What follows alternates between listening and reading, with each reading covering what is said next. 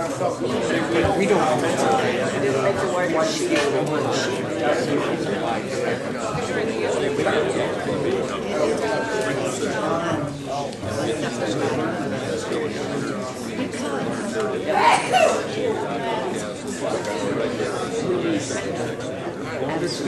Yeah, absolutely. That I know.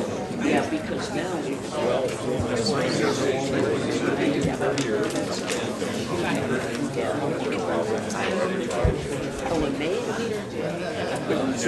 Good evening, Ray.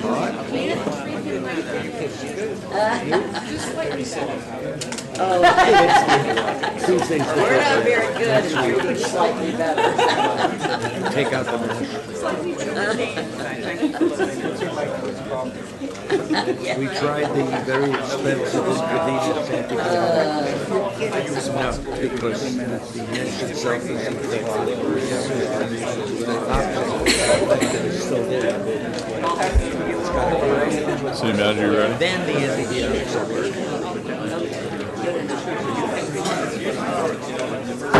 Gonna get taken care of. I'd like to call to order the regular city commission meeting for November 7th, 2017. Can we have roll call, please? Commissioner Battle. Commissioner Drosky. Here. Commissioner Parnas. Here. Vice Mayor Miller. Here. Mayor Gantz. Here. I would like to have everyone stand for a moment of silence. Pledge of allegiance, please.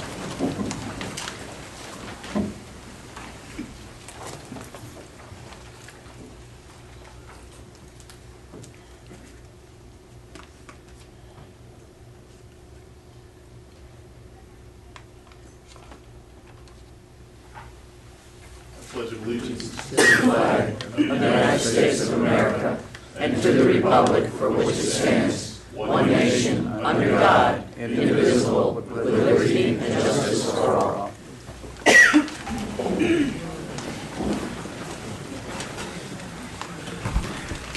I'd like to have approval of the of the city commission meeting minutes for September 19th and October 3rd. So moved. Second. We have a motion and a second. All in favor say aye. Aye. Any nays? Passes unanimously. Special City Commission meeting minutes approval for September 27th, 2017. Approval of the minutes. We have a motion. Second. We have a motion and a second. All in favor say aye. Aye. The acknowledgement of the city board minutes for the Community Appearance Board meeting minutes for August 23rd, September 27th, October 11th. Planning and Zoning Board meeting minutes for August 3rd. Cultural Committee Board minutes from August 21st and September 18th. Community Redevelopment Agency meeting minutes from August 22nd. Firefighters Pension Trust Fund meeting minutes from April 21st and June 9th. And Code Compliance Hearing meeting minutes from August 8th and August 23rd. Make a motion to accept all of those. Second. We have a motion and a second. All in favor say aye. Aye. Any nays? Passes unanimously. Approval of City Commission agenda for November 7th, 2017. With item 3 being tabled. With item 3 being tabled. We have a And, motion. and we're adding 1A, please. Make We a are motion. adding 1A. Yeah, motion to approve minus 3 and adding 1A. Commissioner Battle, did you want to amend your motion? Yes. Okay, including 1A. We have a second. Second. Motion and a second. All in favor say aye. Aye. Those against say nay.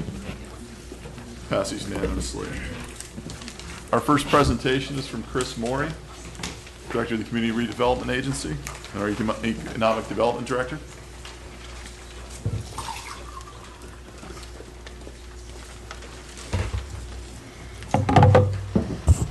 Good evening, Mayor Gans, Vice Mayor Miller, and City Commission.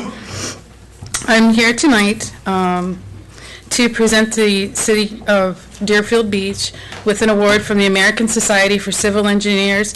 I think we're all very proud of our Sullivan Park project, and apparently people outside of the city like it as well. Our Sullivan Park project has won the 2017 ACSC Project of the Year. This is an award to recognize projects that have demonstrated design and or construction excellence in the area of civil engineering. We must thank our design team from Bermea Ahano, Randy Hollingworth, Kirk Olney, and Scott Bakos. Civil engineering excellence is something to be very proud of, especially as it relates to this project, because the design team managed to overcome and come up with innovative techniques to please the Florida Fish and Wildlife Service, the Army Corps of Engineers, the South Florida Water Management District, Broward County, FDOT, and FP&L. No easy real easy task there. So I won't draw this out, but on behalf of the American Society of Civil Engineers, I present you with the 2017 Project of the Year Award. Excellent. Thank you.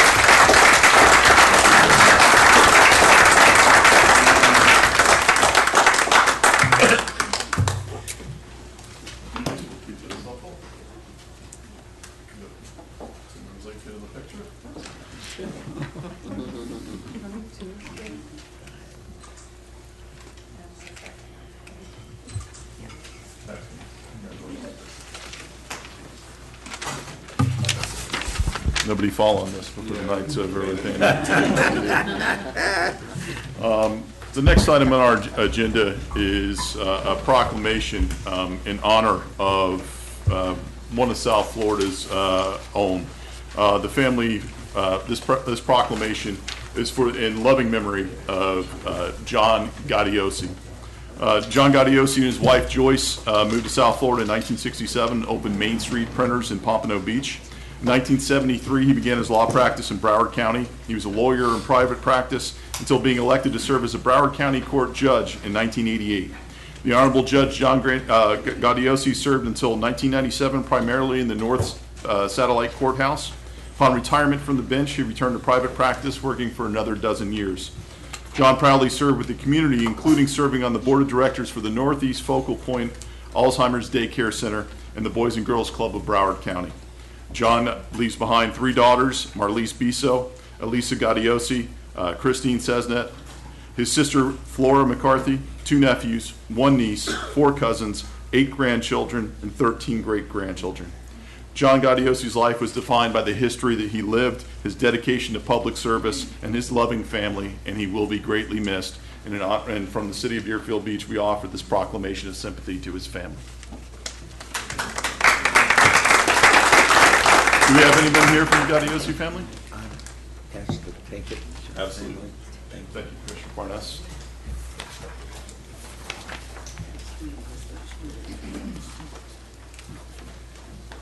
Next, we have our presentations. We have a presentation from Tom Good, Director of Environmental Services.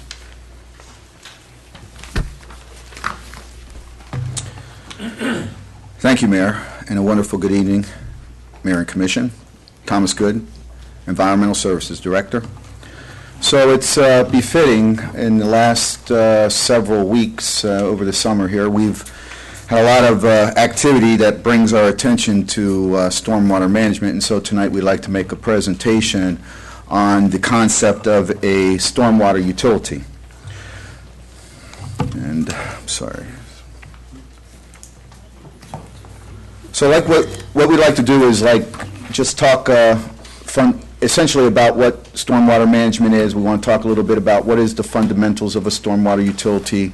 Then we want to talk specifically about the stormwater utility we would like to propose to the Commission. And then we would like to talk a little bit about the public outreach that we have initiated as of a couple of weeks ago.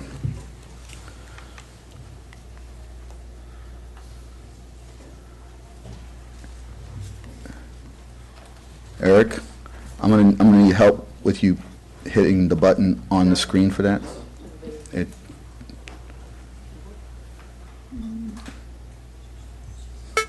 Coming to you live, it's the Stormwater Informant. Gotta give a shout out to my girl Stormy. Stormwater 411 is what we need. Represent the city of Deerfield Beach. Hey. Hi everyone, I'm Sloan, your stormwater specialist, and I'm here to talk to you about stormwater pollution. So make sure you're paying attention. Stormwater is the runoff water after it rains. Stormwater picks up litter, sand, and chemicals as it flows over the land and into storm drains. And it washes nasty stuff right into our rivers, canals, and the most beautiful beach in the world, Deerfield Beach. But here's how you can help be a stormwater hero like me. Woo! Don't litter, never throw, pour, or sweep anything into storm drains. Recycle paper, plastic, cans, and bottles. Participate in Neighborhood Cleanup Day. We all need clean water for drinking, swimming, fishing, boating, and protecting our wildlife. We are all responsible. So keep it clean. Be stormwater smart. The quality of my water depends on you.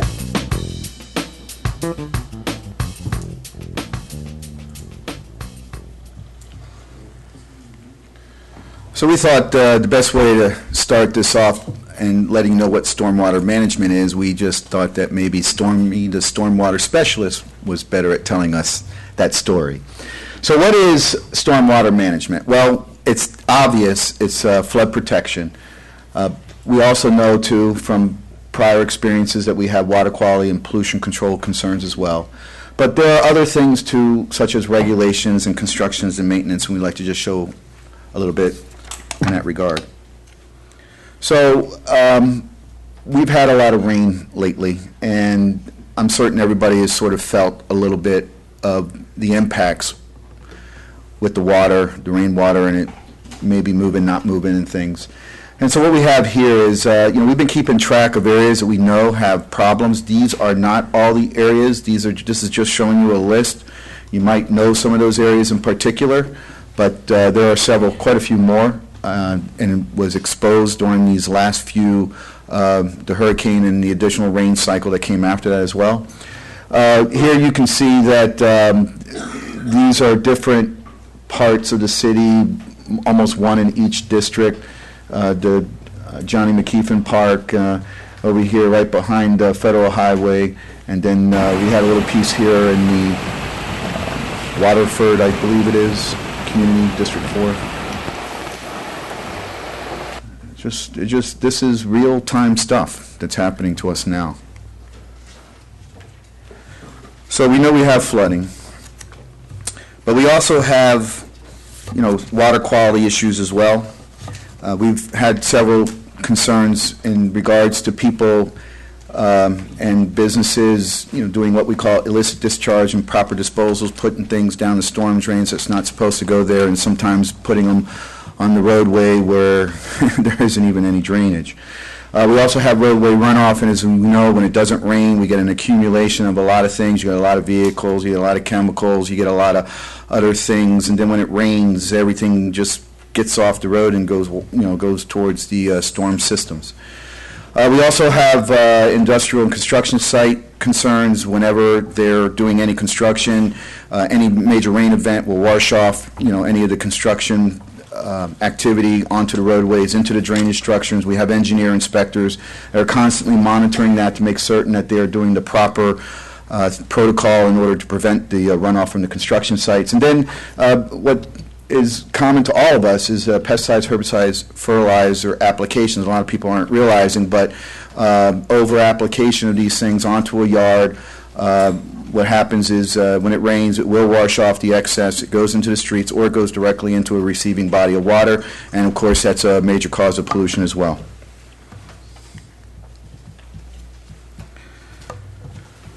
This is a big growth area, what we call a big growth area. Regulations, nobody really knows about it, until you are in violation, but we as professionals are constantly being given pressure and doing better at managing our stormwater, and more particularly the quality of our stormwater.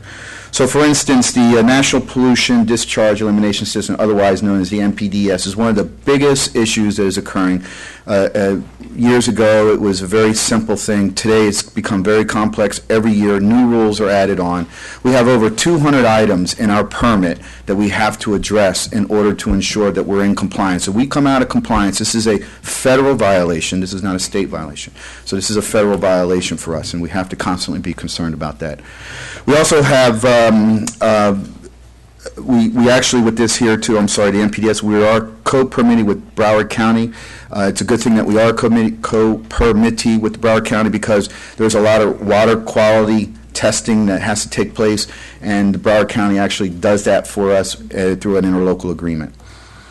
We also have what they call surface water management permit. Anybody who is a developer here knows that that right there is a big key element before anybody can do any development. It's how they manage their stormwater, how they prevent any excess stormwater from getting into any hazard situation for the city.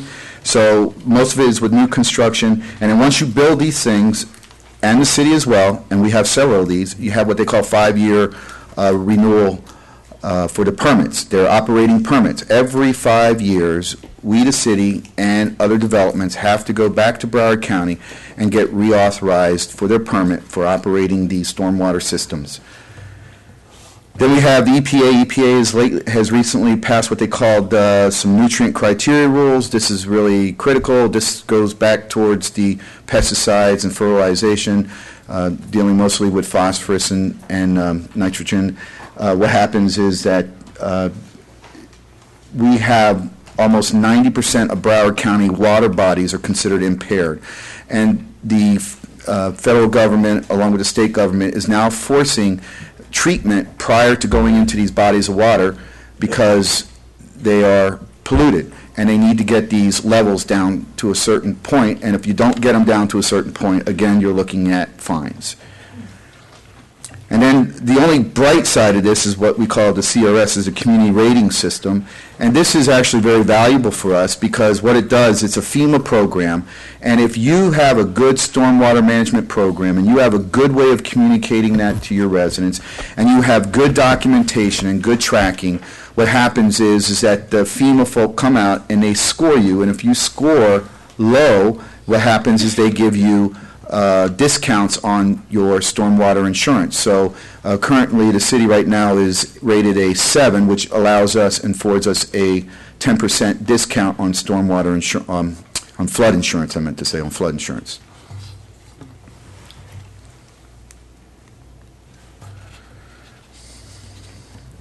And then the meat and potatoes of the operations for stormwater management is the construction and maintenance. As some of us are aware that we have been working on the Kingfisher element, which is introducing a stormwater treatment process before discharging into the receiving body, which is the intercoastal.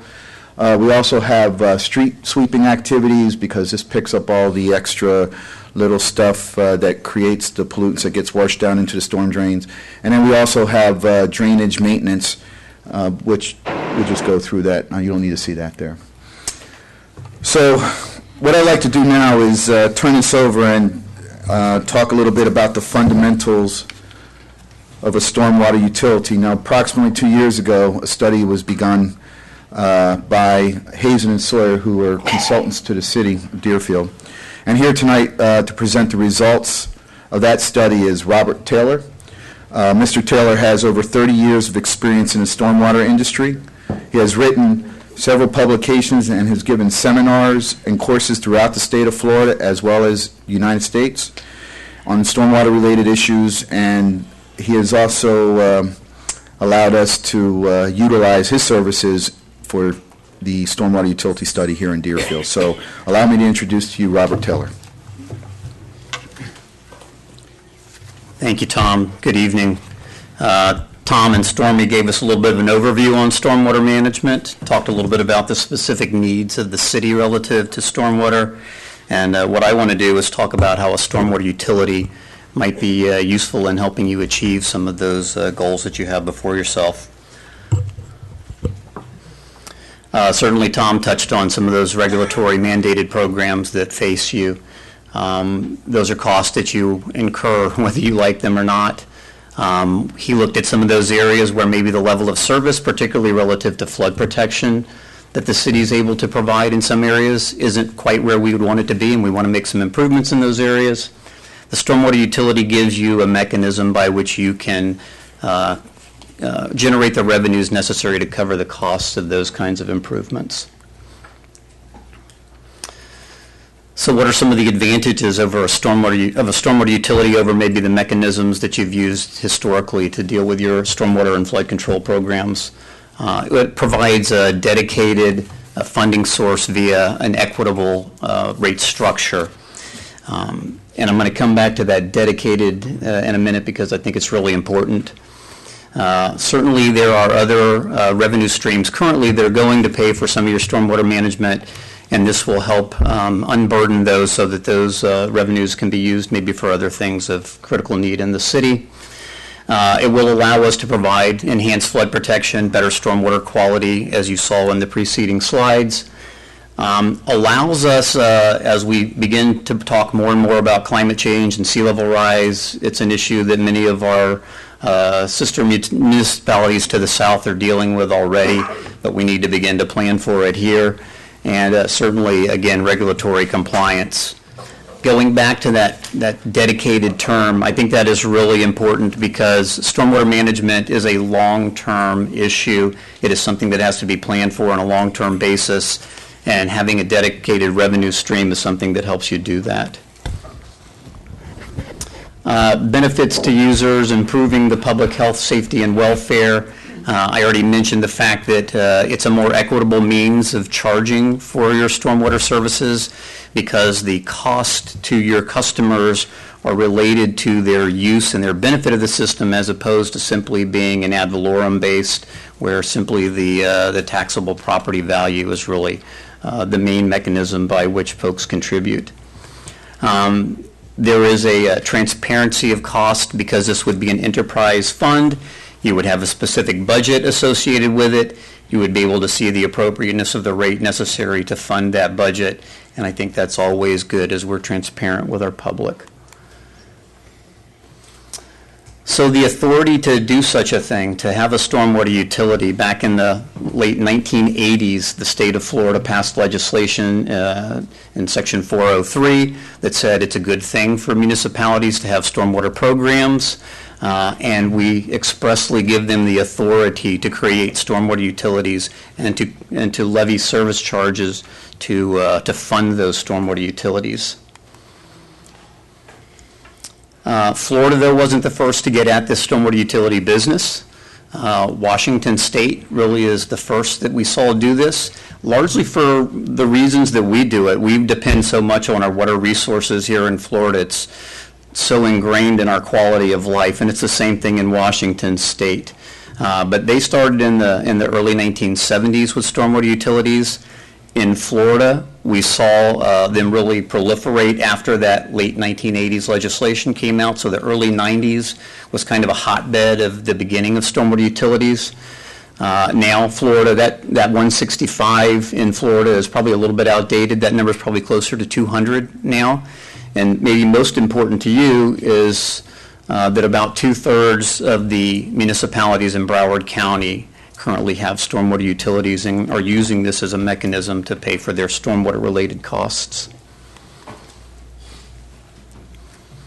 So let's talk about this, charges for services, a stable funding mechanism, how that's important to the city. Well, we have a lot of things that we're doing in stormwater management. Already Tom touched on a number of them. There are many more. A stormwater utility has the ability to cover pretty much anything that is flood protection, drainage, water quality related, be they capital, operation, maintenance, regulatory, or administrative type cost. They are fundable through your stormwater utility. A few things that we think are keys to stormwater utilities and their defensibility is that we can't just make arbitrary rate structures or fees. There has to be something behind them. We want to make sure that those charges are proportional to the services and the benefits that our customers receive from our programs and systems. There needs to be a consistently applied credit and appeals process so that someone has a voice if they feel like they have been charged incorrectly or inappropriately. And then, very important, your program can't over-recover its cost. You can't take excess revenues from your stormwater program and use them to pay for other programs within the city. I talked just briefly about fee credits. One of the things that we certainly want to do with our stormwater program is to generate and try to have the kind of behavior, the good behavior that Stormy talked about, and the slideshow and the video. And so having a credit program where properties who do things on their sites to help mitigate the impacts that would otherwise be placed upon your system or other receiving water bodies should have an ability to get a break, if you will, on their stormwater fees. So let's talk a little bit more about what a stormwater utility in Deerfield Beach might specifically look like. A couple things to get us started. One of the keys, stormwater runoff, not easily meterable like we would do with our water service or electrical service. So we've got to measure it really based upon a proxy. And stormwater runoff, the best proxy that we really have for that here in Florida is the impervious area on a parcel. That hard surface is what causes most runoff to drain into our streets, into our stormwater systems.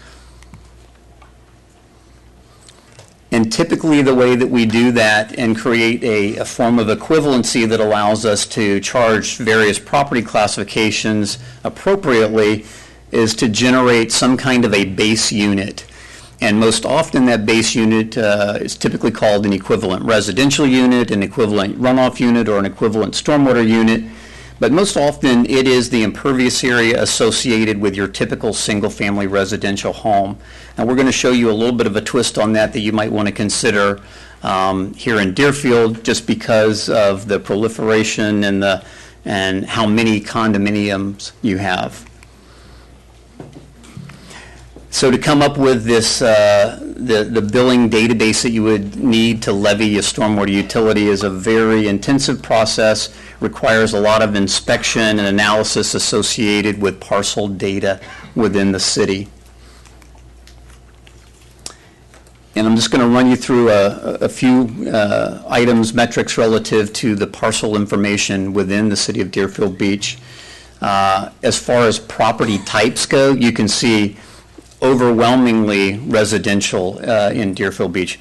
Not surprising. It's that way just about any municipality you would go to in South Florida. But when we look at it now on the basis of acreage, obviously most non-residential parcels larger than our residential parcels, the split evens up to where it's pretty close now between residential and non-residential. And then when we go to impervious area, which as we said really is going to be our measure of how we're going to kind of distribute and allocate costs associated with the stormwater program, it even tilts a little bit the other way, where non-residential properties, again, because they have large parking lots, large buildings, there's a little more of the burden from impervious area coming from those non-residential parcels. And then the last of this kind of data that I want to show you is, as I mentioned, in Deerfield, condos, almost 2-to-1 over single-family residential parcels. But this shows you a breakdown of the residential parcels within the city, and we're going to use each of these classifications, again, in order to create an equivalency so that we have a fairness within the rate structure that we would propose. And so we went in, and all of that parcel data that we talked about, we went into those classifications and we measured a statistically relevant sample of each of those classes to come up with what the average impervious area on those properties is. And you can see those listed in the little table off to the right on that slide. The largest, obviously, is your duplexes, triplexes, and quads, the detached single-family residential next, and the smallest, as you might imagine, condo, much smaller units from an impervious area standpoint. So this table shows you two different possibilities.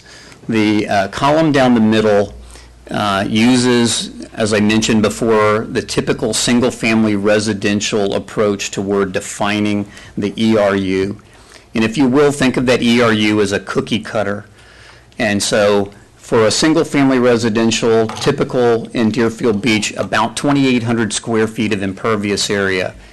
I'm going to use that 2,800 square foot cookie cutter, and I'm going to cut the other parcels up accordingly and find out, Are they the equivalent of 2 of those, 3 of those, a half of those?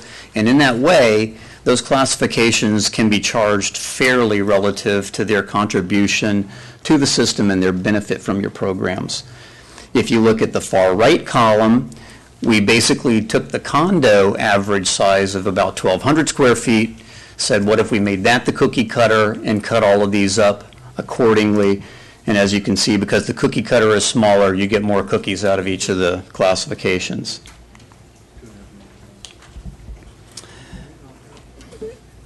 This is a graphic showing you what some of the area stormwater utility rates sit at on a monthly basis now.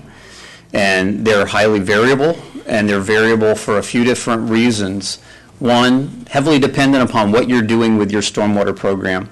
All the way to the left-hand side on that chart is the city of Miami Beach. Miami Beach kind of out there on the forefront of resiliency and dealing with sea level rise and climate change. That's why you see that rate so high. They are doing a lot with their stormwater program relative to flood control.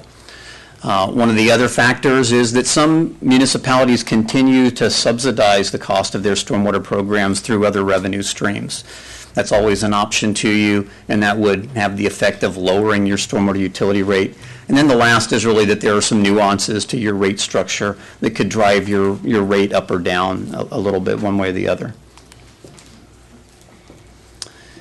This is basically shows a simplified budget that the city has prepared, what things might look like going 5 years out with a stormwater program, and how that might be funded through a stormwater utility.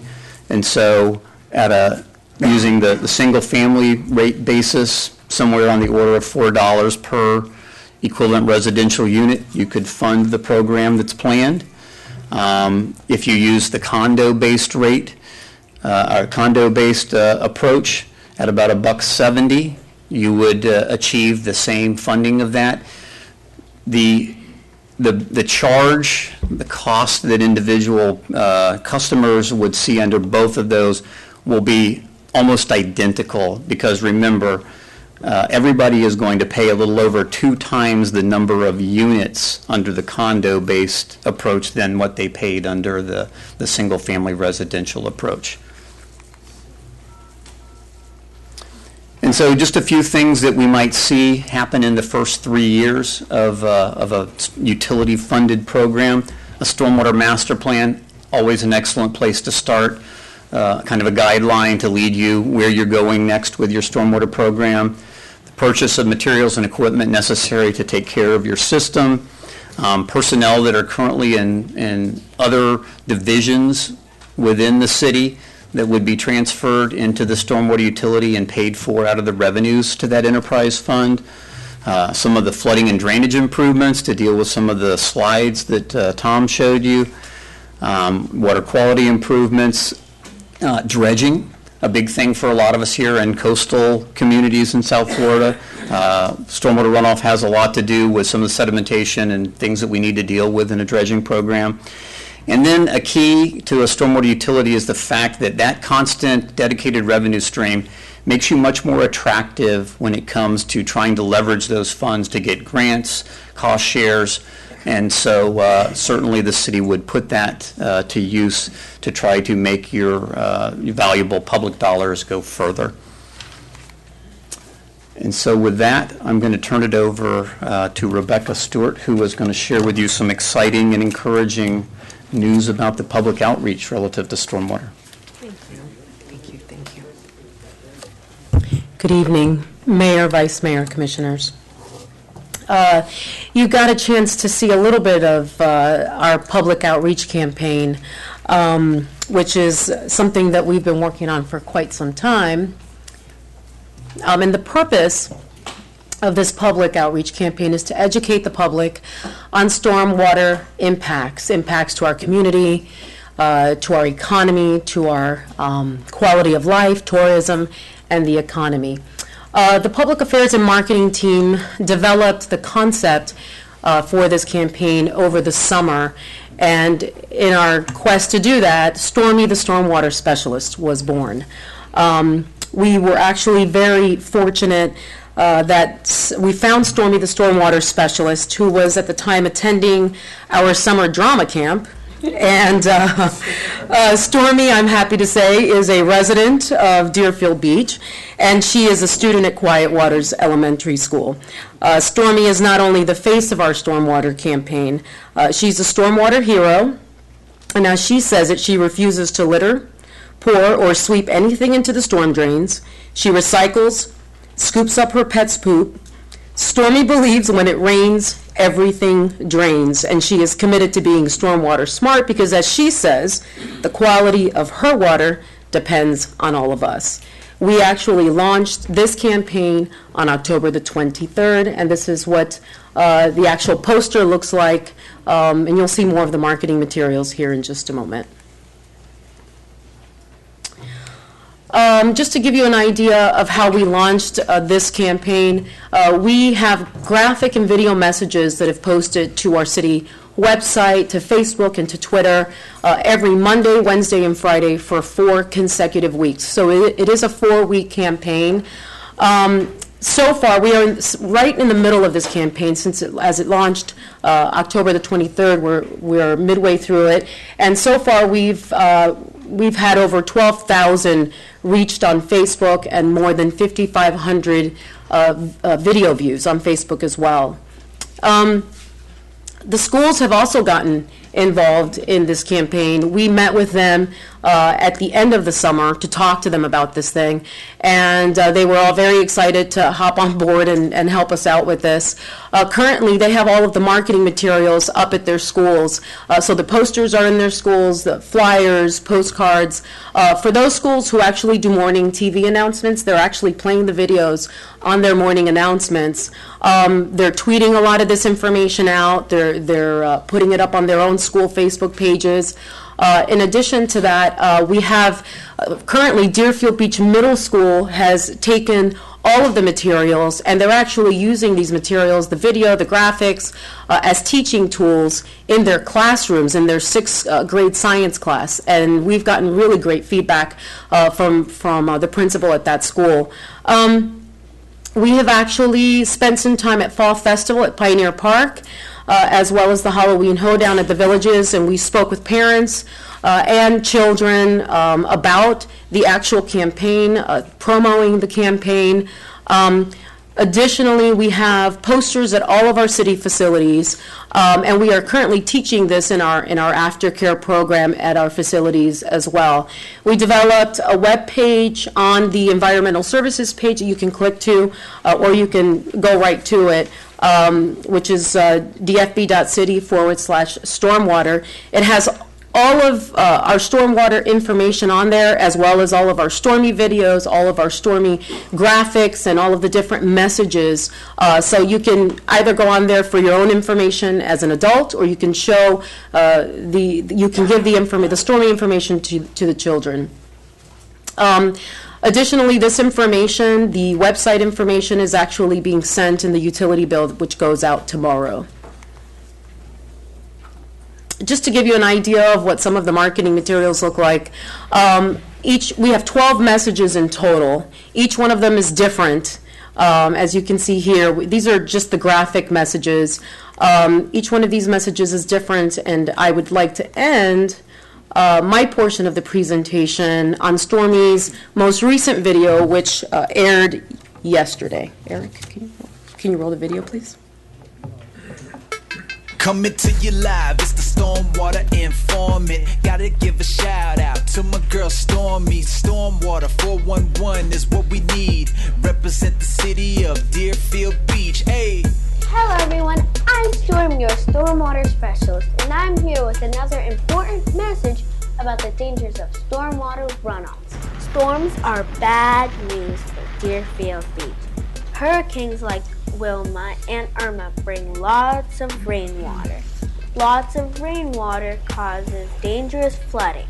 This overflow of water can damage your property and threaten your personal safety. Many parts of our city do not have acceptable drainage system. Improvements are vital.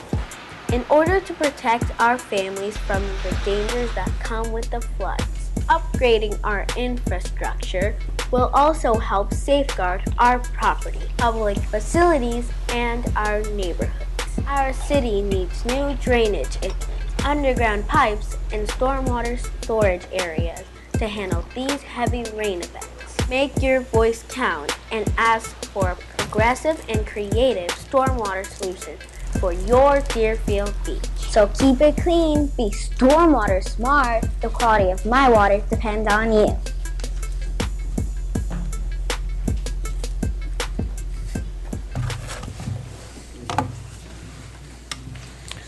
So probably the most important thing to recognize when we talk about public outreach is not just the 4-week launch and kickoff. It is a ongoing education opportunity for us. As long as a stormwater program that the city is performing stormwater activities, that public education will continue to be presented to the community, because it's very, very important for the community to understand, they have a contribution to stormwater as well. So all I want to do now is we're bringing it in and want to do a little quick recap. A lot of information, very short presentation, very complex, a lot to digest. But here's what I wanted to do. I just want to bring your attention to, what is the benefit of the stormwater utility. So first, let's talk about flood protection. So there's several things with flood protection. First and foremost, as we all heard about, public health and safety. Flood protection is for public health and safety. It prevents property loss. Property loss, if you can prevent it, also allows you to decrease your flood insurance. So we have an insurance benefit from it. And it also has the ability to actually improve your property value, because if you're known to be in a flood-prone area and you can improve that to be not so flood-prone, then you can actually improve the property value of where you provide those services. We also have dedicated activity to water quality. So what is one of the most important things for us is that we like to protect our source of drinking water. So, we want to make certain that we don't pollute wherever we get a recharge for our drinking water. We also want to preserve the ecosystem, and what's important about preserving the ecosystem is also it protects the water recreation that this city so relies upon. So we want to be very, very focused on the water quality and how it impacts our water recreation. Also, it allows us, dedicated work allows us to maintain our aging infrastructure, and at times we will have to improve it because we do have regular failures on some of these structures. And then climate change. We really need to start talking about that, because here's the thing. Unless you're living near the coast, climate change is kind of a hard thing to grasp. But what's happening, and I've seen this, and we have video of this, is that you move away from the coast. There is a climate change impact. There are some communities right now that are still having standing water on their properties, on their swales, in their driveways. And that's because when you have sea level rise, which we have now just been going through with king tides. The king tide, what it does, moves the entire ocean onto the coast. And when that ocean moves into the coast, it pushes the water table up. When the water table goes up, there's no place for the water to be absorbed. So it sits on top of the ground. And the funny thing is that our drainage system is actually working well in some of these areas, because the water is being squeezed out of the ground and it's moving along the roadway. It's going in a drain, it's going out. But the sea level rise is a reality of climate change, and it's not just water coming over top of a seawall. It is actually impacting our water table and our ability to drain through natural percolation. The benefits of using a user fee is we already know that it's a stable revenue source. It allows us for proper planning and programming to do both maintenance and improvements. We need to have the ability to rely upon that year after year after year.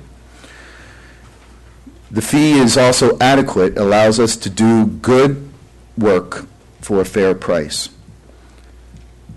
The user fee is also flexible in the sense that the rate structure can be adjusted to meet the goals that this commission wants to set. If the level of service is to be high, then you can expect that the rate is going to be accordingly so. If the level of service is low, the rate will be accordingly so. And then the rate is equitable. The way that it's being distributed throughout all users, it's a fair and equitable way. And the most important thing is transparent, so that way at any time, anybody can take a look at all the activity and track it and monitor it and know exactly where in and out is happening, because it's dedicated only to stormwater and nothing else. So the next step, one of the things that we would like to do is we've initiated this dialogue, and what we would like to do is bring forward to this commission eventually an ordinance that allows us to do a stormwater utility. It'll allow us to establish a fee structure so that we can pay for that utility. And we would like to try to implement that, and the goal is to implement that in fiscal year 19, which is October 1 of 2018. So that concludes our presentation, and if there are any questions, we're here to answer those questions. Thank you, Tom. Yes, sir. Any comments from the commission regarding the presentation? Commissioner Battle and Commissioner Drosky. Tom, I'm very interested in this. For whatever reason, and with all the stuff going around now about the pesticides, and you had something on your in your presentation about this pesticide. And my question was, does this city currently have a list of pesticides such as the Roundup that's being talked about, how it infects our, how it gets into our foods and all of that stuff? Do we currently have a list of pesticides that we're not to use, or is that something that we have to be concerned about since you had it in that map? I'm not right at this moment aware of that list. I'm certain, though, that there are certain chemicals that are not to be used within the city. They've been outlawed. And the chemicals that are allowed to be used, the point here is the over-application component of that. If you apply some of these chemicals in the appropriate doses, then there's an uptake of the chemicals through either the leaf or the roots, such that you won't have the overage that would wash off the property onto the streets and things of that nature. And as a matter of fact, I mean, nowadays, even just to apply fertilizers, they're requiring licenses or to do that. It's not just as simple anymore. I didn't know that. That's interesting to know. And I wanted you to talk and be very, very clear about the 7% discount. You said, in your presentation, you said for the city. Is that for each individual property owner that's affected by flood insurance or whatever? Is that where they would see that 7% discount? So the FEMA, the CRS rating it ranges from a 9 to a 0, and we as a city are rated a 7. So what that means is anybody who is required to have flood insurance, they are going to get a 10% discount on their flood insurance. Now, there's also a voluntary flood insurance, which many homeowners actually own. You also get a 5% reduction on that voluntary, because the voluntary flood insurance is typically less than a mandatory flood insurance, but they still give you a 5% discount on the voluntary flood insurance as well. Okay. I also saw something in your presentation which talked about don't blow yard waste into the street. That is a problem, not only for those people that we hire to cut our swales or whatever, those companies or whatever, I see them all the time, blowing the waste onto the street, but also for private companies that cut grass or individuals who cut their own grass. They tend to just blow that onto the streets. Are we prepared then well, number one, how are we going to patrol that? And if we are going to do a certain amount of patrolling, how are the violators going to be fined? Are we intending to fine the violators? So the most important thing about education program is a lot of people probably don't know not to do that. They, they just don't know. But the education program, as you've very well pointed out, may bring that to the people's attention that they don't do that in the first place. Now, if it continues to be a problem, then I'm certain that as we move forward, that's part of what a stormwater utility does. We will establish code that allows us to have some enforcement rights for compliance. Okay. Finally, there was something that I saw in one of those little slides, and I don't know what it meant, loan repayment utility.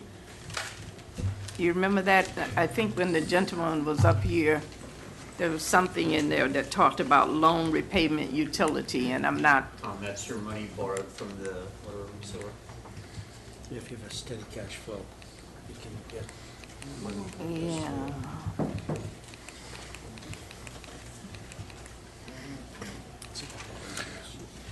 So is this what you speak to? Right. Okay, so there's a loan repayment, and what that is that if the ordinance is approved this year, because we're proposing not to start charging any stormwater fees until next year, in order to kickstart some things, most importantly is to put together the master plan that identifies the capital projects for your future. It would need funding. So rather than taking funding from a general fund, we would loan funds from the utility fund, the water and sewer utility fund, and then we would pay that off as time goes on. Because if you are a stormwater utility, you are legally allowed to have loans against that utility. Okay, thank you. Commissioner Drosky? Thank you, Mr. Mayor. I want to, I guess, start first with a comment. I mean, let's call this for what it is. This is, what we're being asked is to impose a new tax on the residents. That's what this is. I'm from District 4, and we are overwhelmingly single-family out west. And I want to hear from my residents, my communities. I'm going to go out to my residents in my communities and my HOAs, and I want to know, are you comfortable paying $4.05 additionally a month for the stormwater utility? There's a need for it, but there's a cost to it, and so I want to hear from everyone in this room, if possible, what your thoughts on this are. I mean, my email is public knowledge, my cell phone is public knowledge, my cell phone's on 20,000 brochures in District 4, so it's not a secret. I want to hear what the residents think, what we're being asked to do. Second, my question is, you mentioned, Mr. Good, about the need for a stormwater plan. Can that be the starting point? Do we have to dive full bore into this? Can we, fund or start with the stormwater plan, see what the critical needs of the city are, and go from there? Can we have like another option to this? When we spoke about the user fee being flexible, this is part of the flexible piece to that. Now, the intent is to show a fully funded stormwater utility. And a fully funded stormwater utility requires maintenance, equipment, which is requiring personnel. It also requires the study, the master planning study, but it also requires additional funds for things that we know we need today. So, we had talked about, some of the dredging, some of the other stormwater improvements that we know we need, like, right away.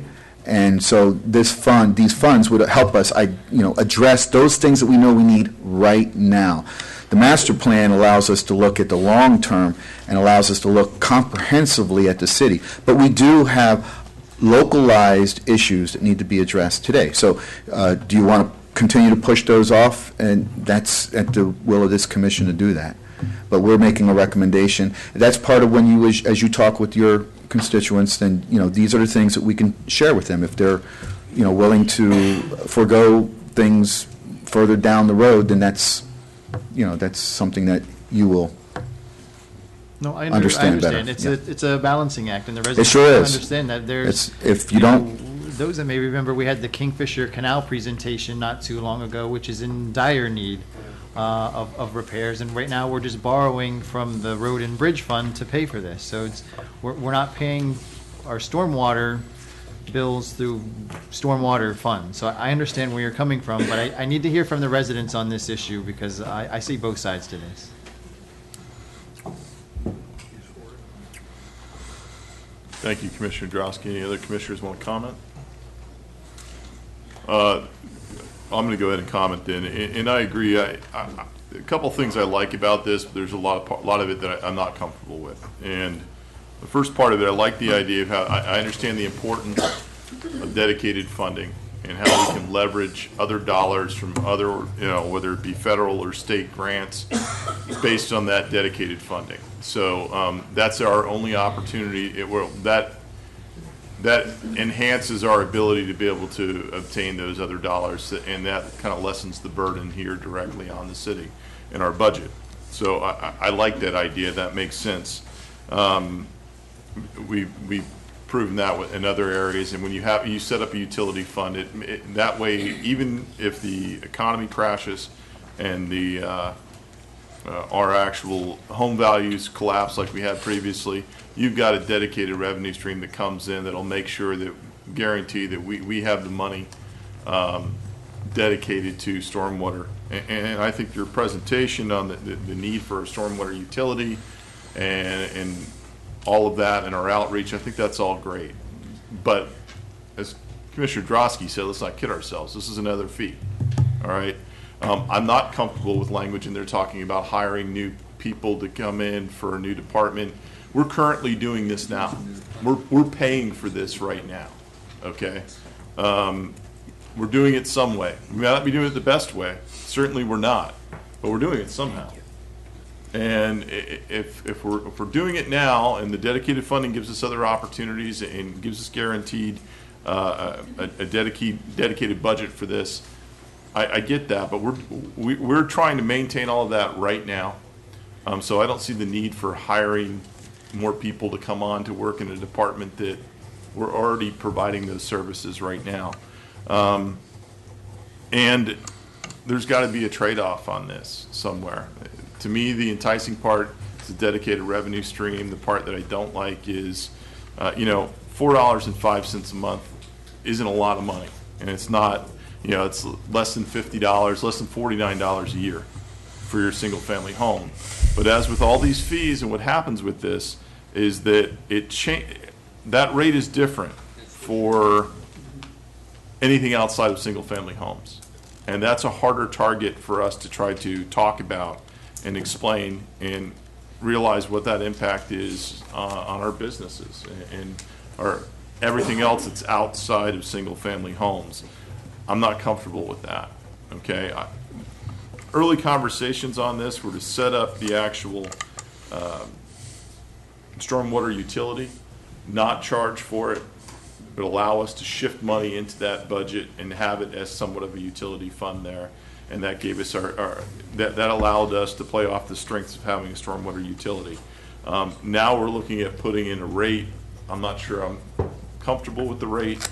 I think we need to have a workshop on this. I think we need to have further discussion on it so we can, there's a lot to digest here. There's a lot to get out to the public so they can understand it. I don't think anyone's going to argue that we have drainage issues in certain areas of the city. I don't think anyone's going to argue the importance of stormwater maintenance.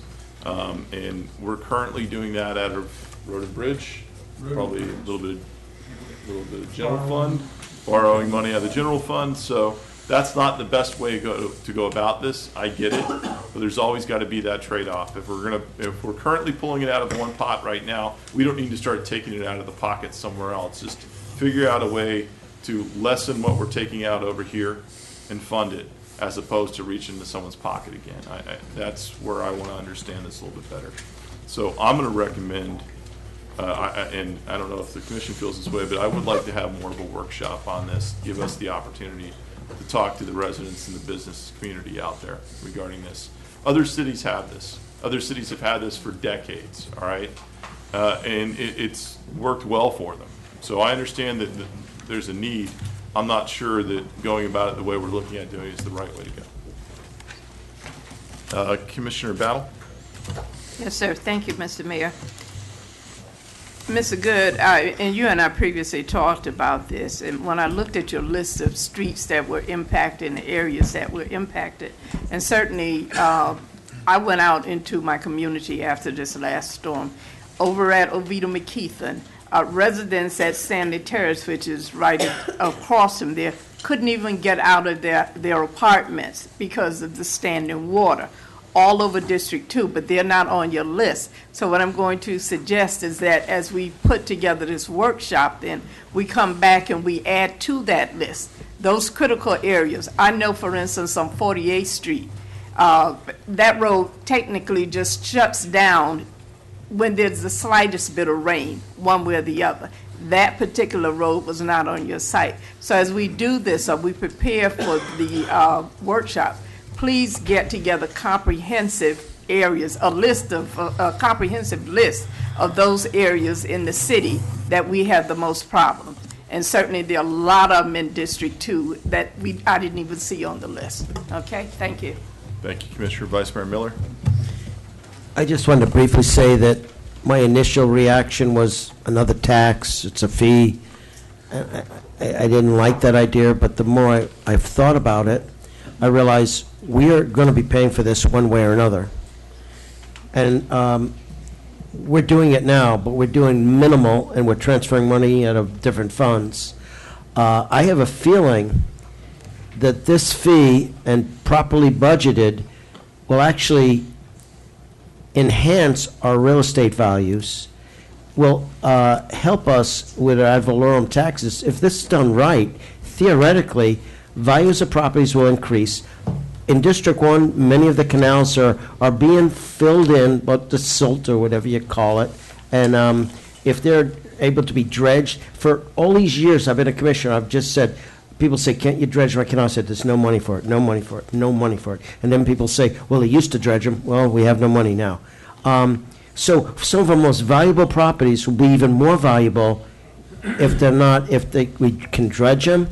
I personally was taking pictures of places that you'd have to have a little canoe to get by recently. So I think we're at a critical stage. And I think I think your idea of a workshop is important, because I think the educated public will be for this and realize that the fee is spread equitably, like some impervious surface criteria or whatever. But I think it's time for us to really examine it and move forward and have the workshop, and let's come up with a plan, because we are going to be paying for it one way or another. Either our real estate values are going to go down, or places are going to get worse and worse and worse. So we need something done, and I say let's move forward and maybe really flush this out. Maybe we could start out with a minimal fee and go from there. Thank you. City Manager? Yes, thank you, Mayor Gans, City Commissioners. We would certainly like to have a public workshop as well. From a staff perspective, it just gives us more time to provide information and inform not only the public that's here tonight, but new businesses or residents that may come when you talk about it at your district meetings. So can we put a tentative schedule for some time in the month of January? That way it doesn't interfere with the holidays, and no one can say that we're trying to I think that's push a wise idea. workshop through in December or the end of November, if that's okay with you. If I may, one of the things when we have these types of discussions, this is our opportunity as a group to talk about whether you want to move forward with something, you want to stop it right now, or this is our opportunity to state our opinion of where you want to move forward with this. We can say no, not do anything, and we can go ahead and get more information, put more information out there and get more feedback on it, or you plow ahead. So those are our options. It's important for all of us to kind of state where we're at. So I think it would serve us well to have a motion and actually do a roll call to determine if everyone's on board for doing a workshop and moving forward. I can make a motion that... Before you do, though, Commissioner Parnas, I see your lights on. Yes. The problem here with getting better drainage from storm drain and cleaning it up, do we want dirty canals junk in the ocean, junk in the intercoastal, or do we want clean water going in there? That's the bottom line. I think a workshop is an excellent idea to work out the details, how we can clean this up in the most economical way to do it. But that's the real choice. Do you want dirty water, or do you want clean water? That's the real question. So I think a workshop, and if somebody wants to make a motion, I'll be happy to second it. Mayor, I'd like to make a motion that we go on record by saying that we want to have a workshop to inform more of the public of the possibility of forming this utility. We have a motion. Second. We have a motion and a second. We have roll call, please. Commissioner Battle? Yes. Commissioner Drosky? Yes? Commissioner Parnas? Yes. Vice Mayor Miller? Yes. Mayor Gantz? Yes. With that said, so that will be in January that we're looking? Yeah, We'll shoot for January to do that? Okay. Thank you. Thank you. One thing I will say on this, when it comes to this, you're right. We're paying for it either way. You're going to have to do it, but it's all a matter of how frequently you want it and where does it fall on the priority list of things that we do in the city. And if you have a dedicated revenue stream to be able to address these things, you never have to worry about something else taking priority over this, and you don't have to worry about waiting for it. You budget, you have a dedicated revenue stream, you budget for it that year, this is what we're going to do. You're essentially paying a premium to take care of those services and making them a priority. That's what it seems like to me is a simplification of what this a utility, stormwater utility would be. And if people don't want to pay it, then we're just going to have to wait until the prioritizations fall in to be able to do it. Mm-hmm. So that's where it seems to fall for my book. Thank you. Thank you. Mr. Rodas? Yes, we're in the quasi-judicial hearings now. Item 3 was tabled. Item 4 is Deerfield Beach Realty, represented by David Kessler. The applicant here. And for the record, do you wish to waive the quasi-judicial proceeding? Yes. Your name? I'm Todd Flegel. My wife and I are the owners of the property. And you're waiving the quasi-judicial? Yes, sir.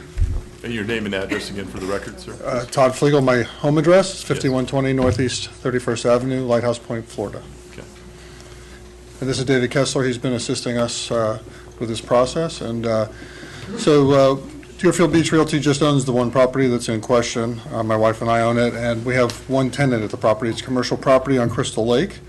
And the tenant of that property is Dean Lavelle. He has a wakeboarding and water ski school, and he's been there for approximately 15 years. We've owned the property for less time than that, about 5 or 6 years, I think. And he's made some improvement to the property, some of which need to be brought up to become code compliant. And in question tonight for the variance are a couple issues that I'm going to let David Kessler address in more detail since he's been handling that. Dean Lavelle and his school have, he's a 6-time world wakeboard champion. He has brought a lot of people from all over the world to come learn the sport at his school. And these people come provide a lot of money to the city of Deerfield Beach in the form of restaurants and hotel stays and so forth. Dean's also been a great steward of the lake itself in providing a lot of safety and cleanup for the lake. He saved many people from drowning on that lake that had nothing to do with his school. And on that note, I'd like David Kessler to present the variance request. Okay. Name and address for the record, please. David Kessler, 2090 Quail Roost Drive, Weston, Florida. We're seeking a variance for 2 variances, actually, to bring the property into compliance on the north side. The north side is a residential, and the first variance is to do with there's a trellis and a board rack which are within the setback. They don't comply with the current setback requirement, but we would like the variance as it's an existing structure, and it cannot be seen from the adjacent property on the north side. We've gone to planning and zoning, and they requested that we come before the commission and submit for this variance. Second one is we don't have enough space on the north side as well for the 10-foot landscape barrier. We have some landscaping that goes all the way along the north side of the property that kind of screens both properties, and we'd like to have that variance as well. I don't know if there are any other questions from the commission. It's Any questions from the commission regarding this? Who is the neighbor to your north? There's a Brazilian gentleman who owns a property that he rents out. Is that the place with a lot of flags sometimes? Yes, sir. I believe Yeah, that's correct, yeah. But they're not there all the time, are they? No, sir. And like David said, there is a landscape barrier there that's pretty tall and pretty thick. So you really can't see through between the two properties. And we've had no issue with that neighbor whatsoever over the years he's been there. And we've had no complaints. Okay. My understanding is this is an issue, and Eric Powers, if you could comment on this, that this is a difference between county code, which they kind of fall under, and city code. Can you comment on that? Good evening. So this property was initially built under county code regulation, and the issues that we're dealing with are based on the fact that the property was built to setbacks that don't currently meet the city of Deerfield Beach's standards. So really, we're trying to work within the confines of the county code at the time in which this property was built. And I think that's the reason why the request is being made, is that they're not increasing upon the area that they were using when it was county property. So, this is the way it's operating now. This is the way it's operating now. This is an attempt to bring them up to our current code, exactly. And in order to do that, it has to have these. Yes, we need to have these two variances in order for them to meet the city of Deerfield Beach's code.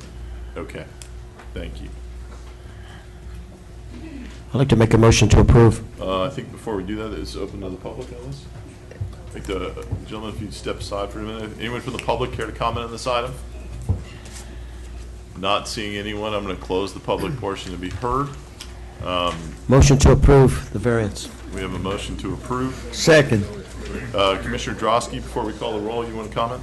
I do. Thank you, Mr. Mayor. I think it should be well known by now my position on variances, and I'm not anti-variance. I just ask that the applicants put forth an explanation for why they believe the variances they're entitled to. Again, the variance being related to the property, not because of any particular hardship an individual may have. And in addition to the county code problem that Mr. Power explained to us, there's actually some additional details in our backup that I'd like to point out, that this particular property is bordered to the, as commercial property to the south and residential to its north. And the property to the south that is built there, that building is built right on the property line with no setback. So this property is kind of sandwiched in between a commercial and residential. In addition to the county code issue, I think this does fall within our purview for a variance. So I just wanted to make my position known, because I've known I've been tough on variances before, but when I approve them, I want the public to know why. Thank you, Commissioner Drosky. We had a motion from Vice Mayor Miller. Do we have a second? Yes, we have a second. We did. We have a motion and a second. We have a roll call, please. I have my light on. No, you don't. Do you? Oh, I did, but I must have hit it. If I Commissioner may. Parnas, sure. Yeah, I visited the property. It's a very unique school. Not only do children learn to water ski and wakeboard, but people do come from all over the world, because the gentleman that owns that school is world famous.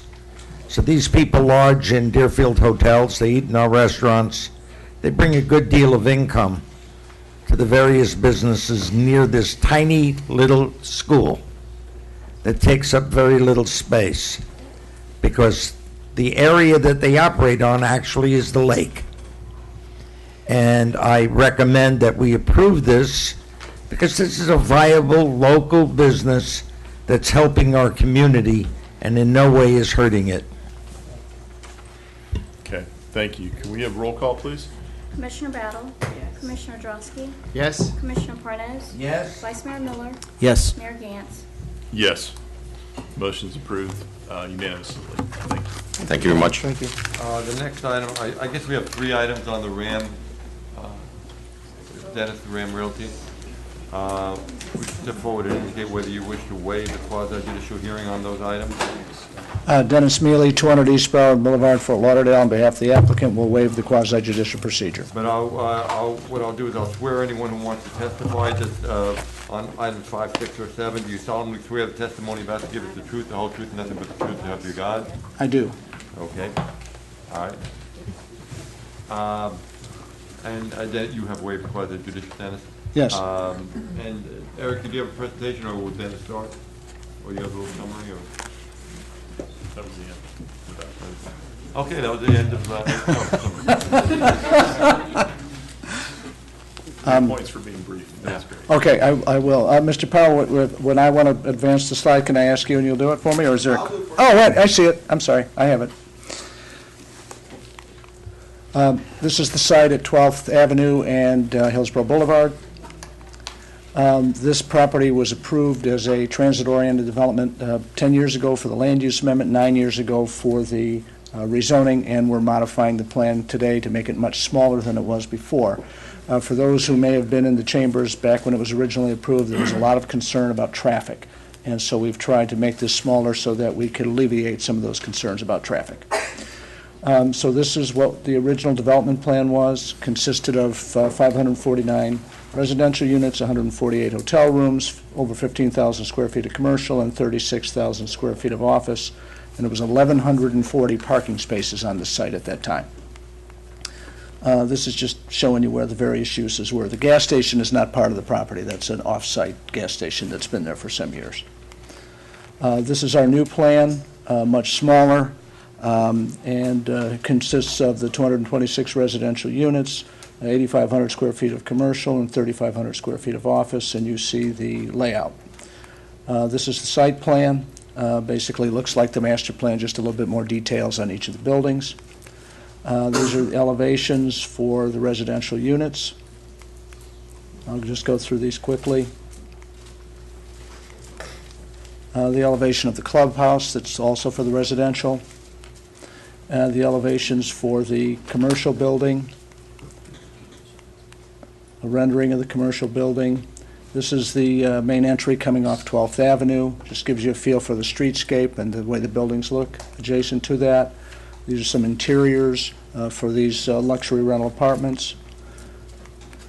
And then just a comparison, you see how much smaller it is than the plan approved years ago, and you see how much less traffic that it has than the plan approved years ago.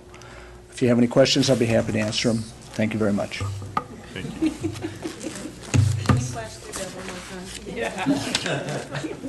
Please, no comments from the audience. Appreciate it. Commissioner Battle and then Commissioner Parnas.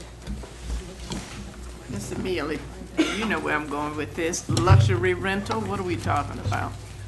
Well, we're talking about apartments that will be accessible to professionals living in the community. Are you asking me for what the rent amounts would be? Hugo, can you come up here? You know where I'm going. Just tell me. Yes, I think I do. He'll give me the answer, and I'll convey it. Just tell me. 1,200 to 12,000, range from studios to 2 bedrooms. 1,200 to 2,000. Okay.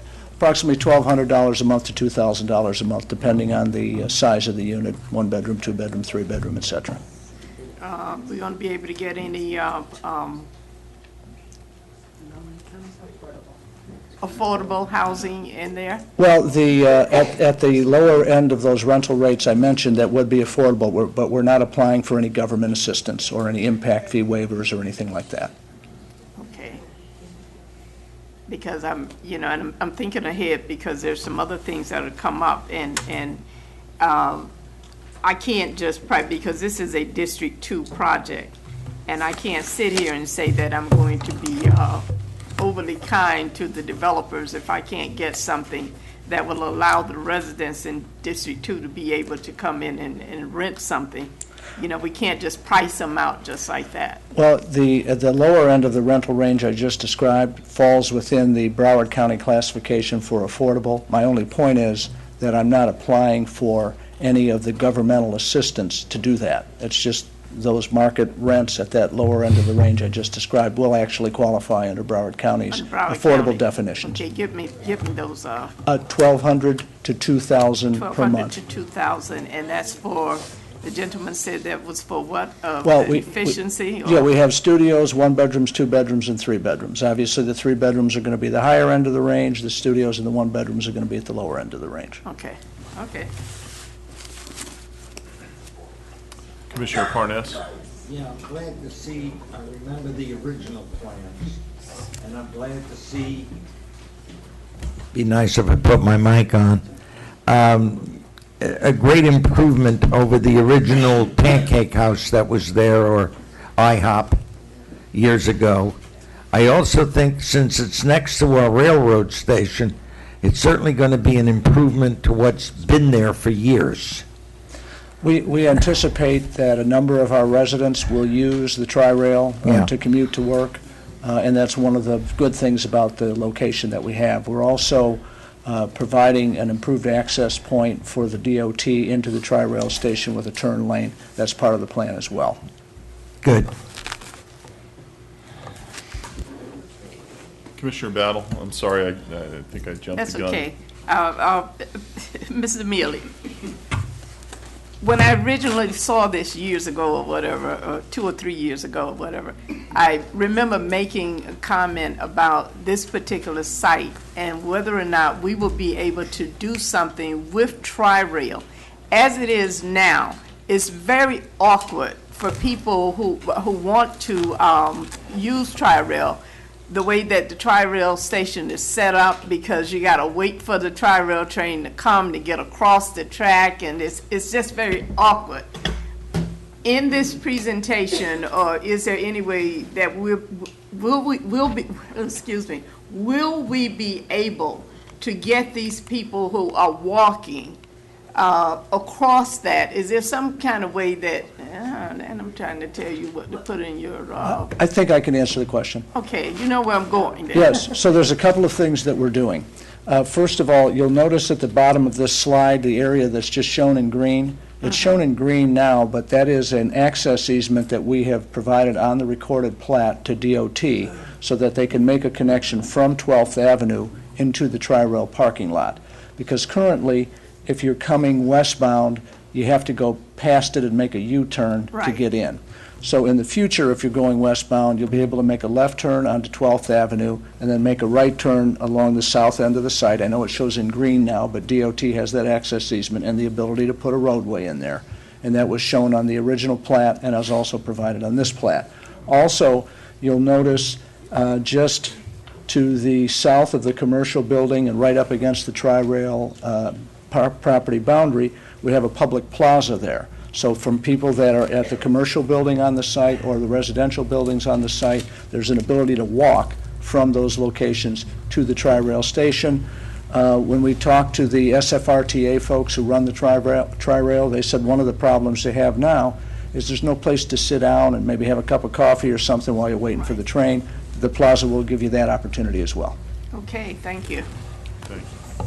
Mr. Mealy, a couple questions for you. Yes. What is being proposed? Where does that fall? Let's say this didn't have the TOD zoning, and this was your standard zoning that was there before it was the TOD, or a traditional Deerfield Beach residential zoning that would be for this.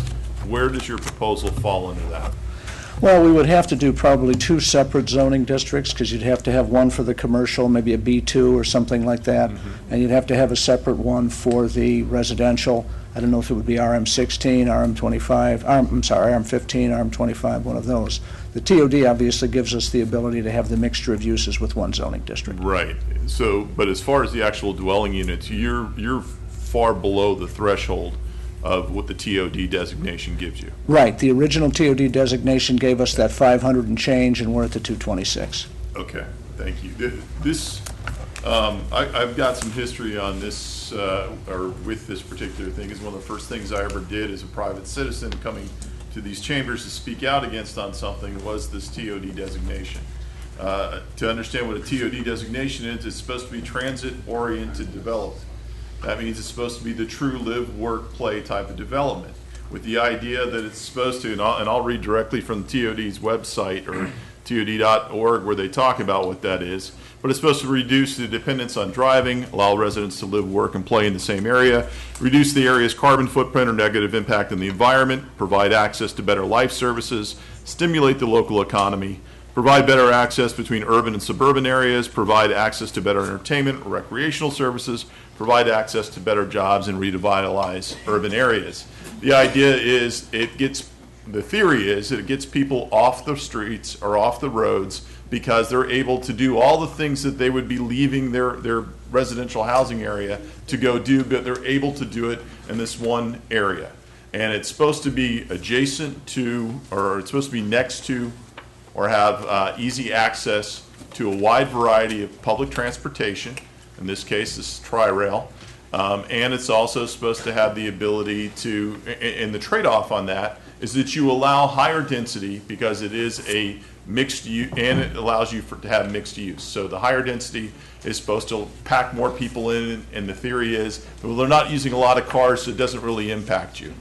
I understand with transit-oriented development, I get it, it doesn't work for South Florida.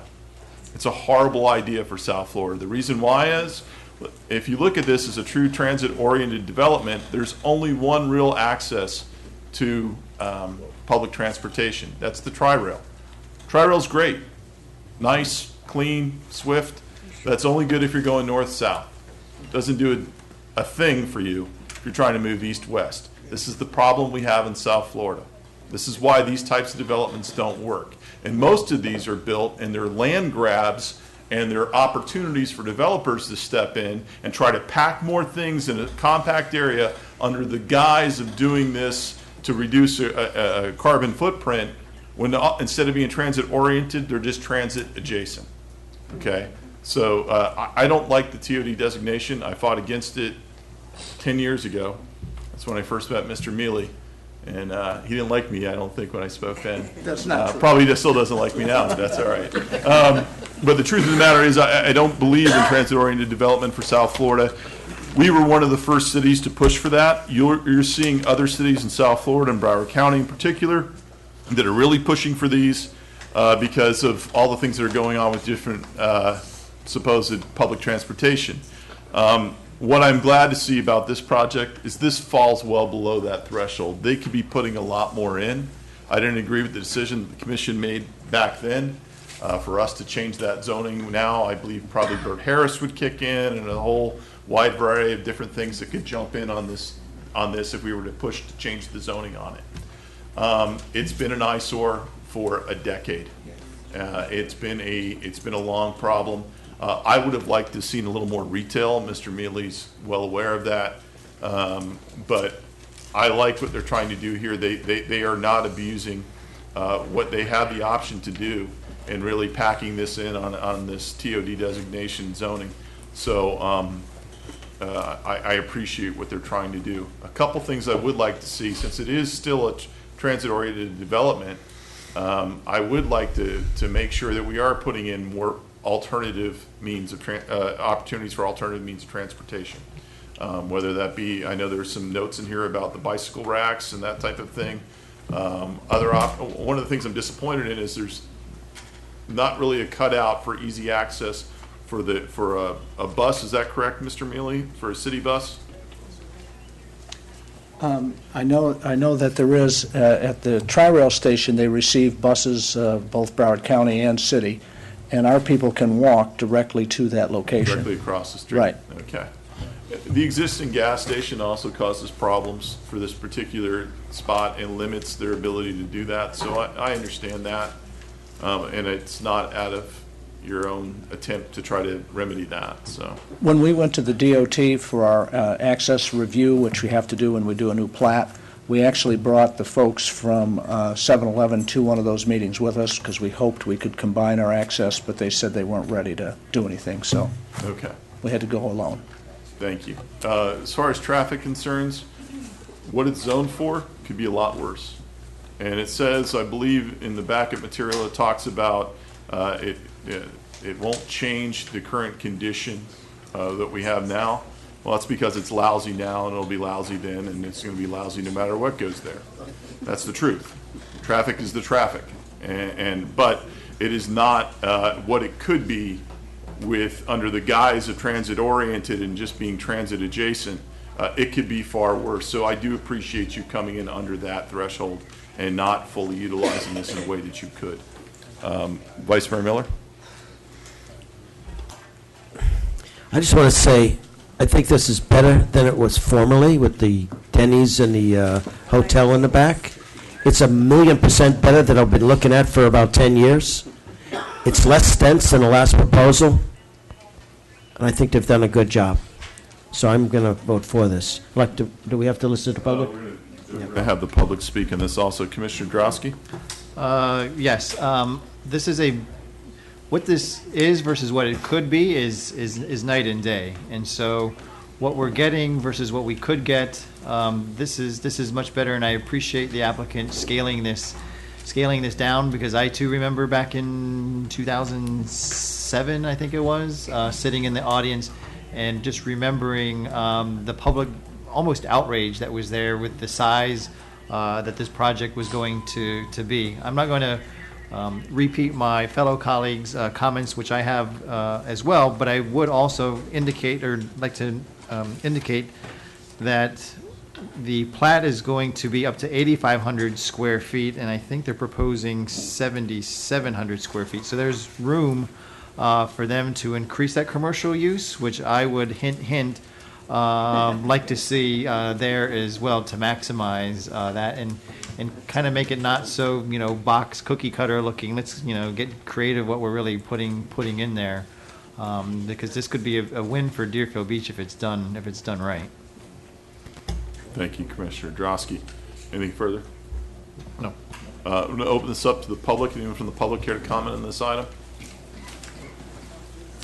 Just your name and address for the record, please. And also, if everyone could turn off their cell phones, please, I'd appreciate it. Thank you. Katie Freitag, 418 Southeast 2nd Street. For the last 11 years, I have my office at 434 Southwest 12th Avenue. I have had to drive past and again turn right here at 12th Avenue where this location is. It has been an eyesore since before Denny's was torn down, since before the hotel was torn down. It was an eyesore when the hotel was half torn down for 2.5 years. It has been an eyesore. This is going to be a fabulous program, a fabulous improvement on this area. I don't see how it can impact traffic so much if it is potentially the asset that we need to help with Tri-Rail, give people from a little bit more access to the Tri-Rail. I think it's going to be an excellent, excellent program, and I hope we go forward with it. Thank you. Anyone else from the public care to comment?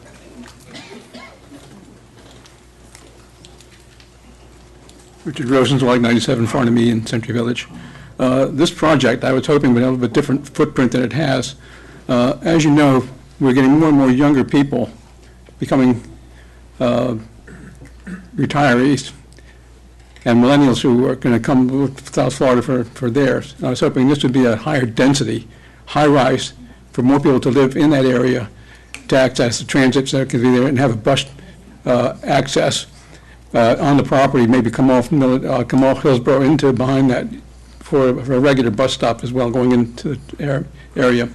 With Wawa coming in there and other things coming, I think it'd be a great process and a great project, no matter how it comes out.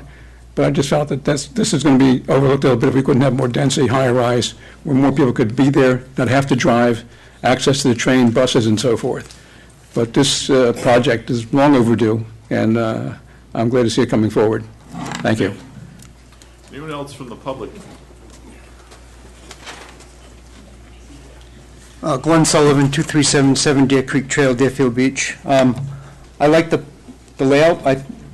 Any more traffic on Hillsborough is a negative. But there's a proposed master plan, but is there a proposed master schedule? Do we have a commitment that if we provide this variance, this project's going to get done? The last one was given 10 years ago, and it's been a vacant lot. So do we have any idea when this project is going to start?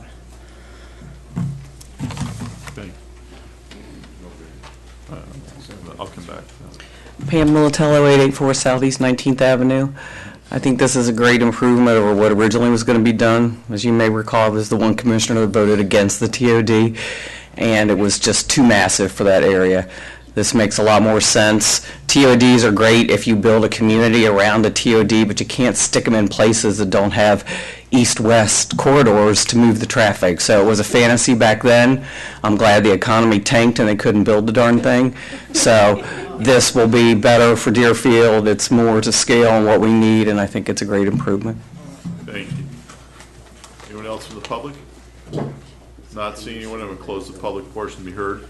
To answer the question, there is no variance being applied here. They're within the rights of what the zoning is. The zoning that was changed 10 years ago was a zoning change. Again, no variance. So as far as a time frame on a variance, it's not applicable on this project. Am I correct on that? Yeah, no variance. So there's no variance. And the time to start? Okay. And the time to start? Yes, Mr. Mielek. Yeah, the floor built well. Tonight is our final hearing here, and then the plat has to be approved by the county commission, and the plat has to be recorded. But we are already working on our building permit level drawings, so it is our plan that as soon as that plat is recorded and we are eligible to get building permits, we're going to be in here for them. Okay. I make a motion to approve. Second. We have a motion and a second. Before we do roll call, Mr. Mealy, and I'm going to ask this to maybe amend what your motion and your second is. Looking at the actual architectural design on it, and your, if you could go to that really quick. And I think it's more to Commissioner Drosky's point, and I have to agree. I would like the appearance of it. I'm concerned about. Okay. I think, and perhaps I'm not seeing it the way I should, but I just want to make sure from an architectural standpoint and from an actual landscaping standpoint that the maximum is done on this to really make this a premier. You have great developers on this project. Let's make sure that the actual, the way this looks from an appearance standpoint, that we put in more to increase the landscaping and make sure that the design is something we can all be proud of. Understood, and I do want to point out that whenever we do these renderings, we don't put in all the landscaping because we're trying to make sure you can see the building. I assure you there's a lot more landscaping than what you see on this slide. But your point is well taken. Okay. So you're voting on item number 5, so there are 3 items on. All right, we have a motion and a second. We have roll call, please. Commissioner Battle? Yes. Commissioner Drosky? Yes. Commissioner Parnas? Yes. Vice Mayor Miller? Yes. Mayor Gantz? Yes. And now item number 6 is approval of a site plan. Same development, but we just approved the amended master plan. Now this is the site plan. Do you want to have roll? If anyone, I think Dennis' presentation was for all 3. That's correct. Thank you. Commission comments before I open it to the public? Not seeing anyone from the public care to comment on the overall site plan? Not seeing anyone coming forward. I'm going to close the public portion to be heard. Commissioners? I'd like to make a motion to approve. Second. We have a motion and a second. We have roll call, please. Commissioner Battle? Yes. Commissioner Drosky? Yes. Commissioner Parnas? Yes. Vice Mayor Miller? Yes. Mayor Gantz? Yes. And the item number 7 is the replat. Same project, just the replat. Same presentation. Anyone from the commission care to comment? Anyone from the public care to comment on the plat application? Not seeing anyone, I'm going to close the public portion to be heard. Motion to approve. We have a motion. Second. We have a motion and a second. We have roll call. Commissioner Battle? Yes. Commissioner Drosky? Yes. Commissioner Parnas? Yes. Vice Mayor Miller? Yes. Mayor Gantz? Yes. Thank you very much. We'll give you a minute here to clear out if you'd like, and then we're going to move on to our public comment portion.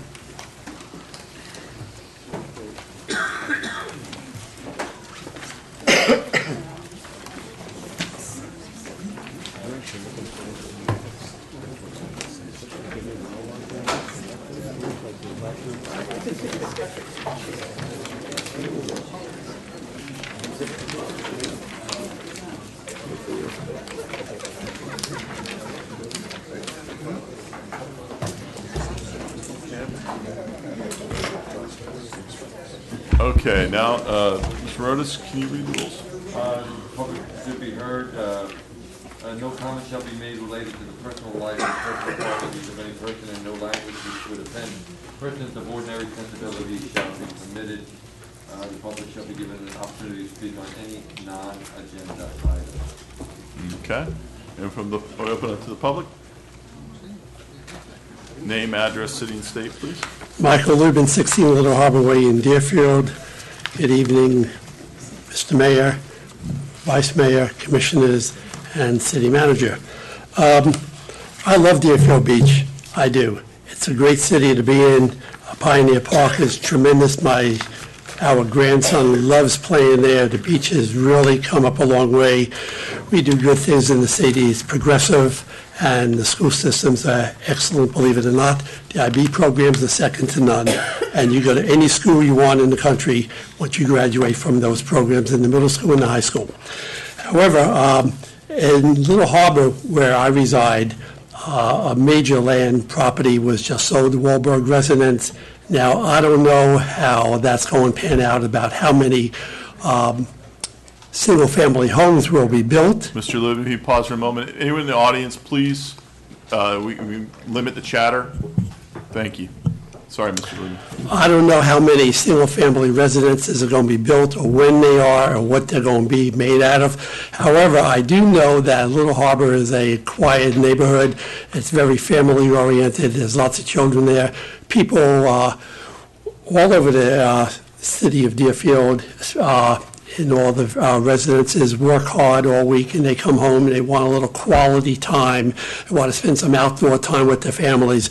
My understanding that right now, the building for construction, it goes from 7 in the morning till 9 o'clock in the evening. That's 14 hours, Monday through Friday. That's a long time. I know when I come home, the last thing I want to hear about from 6, 7 to 8, 9 o'clock at night is construction noise, period, generators going, hammering, sawing, whatever it may be. On Saturday, the construction times are from 9 to 7. That's a Saturday family time, I would think, that you ought to have a little quietness or a little bit of family time, getting together with your friends and just relaxing. I think it's going to be hard to do with that kind of potential noise factor. Maybe we could reduce the time in the evening, Monday through Friday to about 6, 7 o'clock. That would give it 12 hours of construction time. On Saturday, maybe we could reduce it from 9 to 5, give a little more family time and community time for our children to play and just get together and have some peace and quiet. We talk about quality of water and today and quality of lifestyle. This is all part of Deerfield. I think Deerfield could do better for the residents. Thank you. Thank you. Anyone else from the public?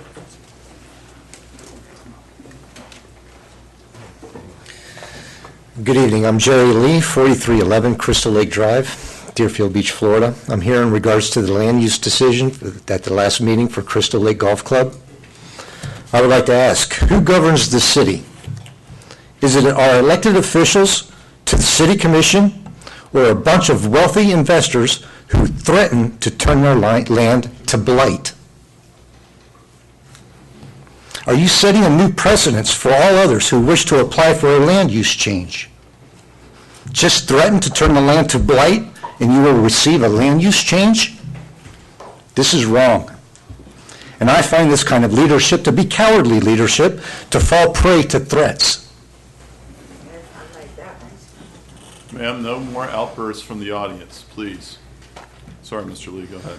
And then on the other hand, we have Commissioner Miller, who tells the people that if we don't like it, we'll be able to sell our homes for a higher price and we can move somewhere else. Hold on. It is documented on videotape, sir. I find that type of leadership to be deplorable and unacceptable. Now I have 3 bullet points for which the commission has based their decision, which are false premises. provided by the developers and the attorney. The first is the interpretation of a bike trail. We all know what a bike trail is. We all know what a sidewalk is. We all know that a bicycle does not belong on the sidewalk. Yet the developers have promised that a bike trail will be available to the surrounding community, made available to all of those outside of this development complex. Plus, they also promised a 4.5-acre park, dedicated park, would be made available. The site plans have been submitted, and these are not available in the plans. Number two, with evidence from the sunbiz.org, I have provided these documents to every one of you, providing the corporate reports of Cabot Golf, CLPP, LLC, from the years 2007 to present date, documenting the authorized signature of each year, contradicts Dennis Mealy's representation with his pronouncement that Carlton Cabot has not been involved with this golf course for the past 7 years. The dates from the sunbiz.org, the article from the National Asset Services report, and Carlton Cabot's prosecution timeline all correspond to his involvement through the year 2015. Third, the report from the National Asset Services states that the cash flow has greatly improved. They have installed a new operator in the year 2015, and they make this statement, the cash flow has greatly improved. This contradicts Dennis Mealy's representation that the golf course... Thank you, Mr. Lee. 3 more sentences. If you would like another minute, you have to ask. May I please? May I have another minute, Yes, please? sir. This contradicts Dennis Mealy's representation that the golf course is failing economically. These are false premises upon which the commission has based their decision. This golf course is not a failure. The business operators are the failure, and the owners are in federal prison for investment fraud. Reconsideration of the decision to the land use change for Crystal Lake Golf Club must be made. Thank you. Thank you. Can I limit that, please? Yes, sir. Name and address for the record, please. Yes, Al Rickey, 4100 Crystal Lake Drive. I have fought for a 9-hole golf course, as you know. I've been to every meeting except a few that I missed because I didn't know about them. We're not going to get a 9-hole golf course.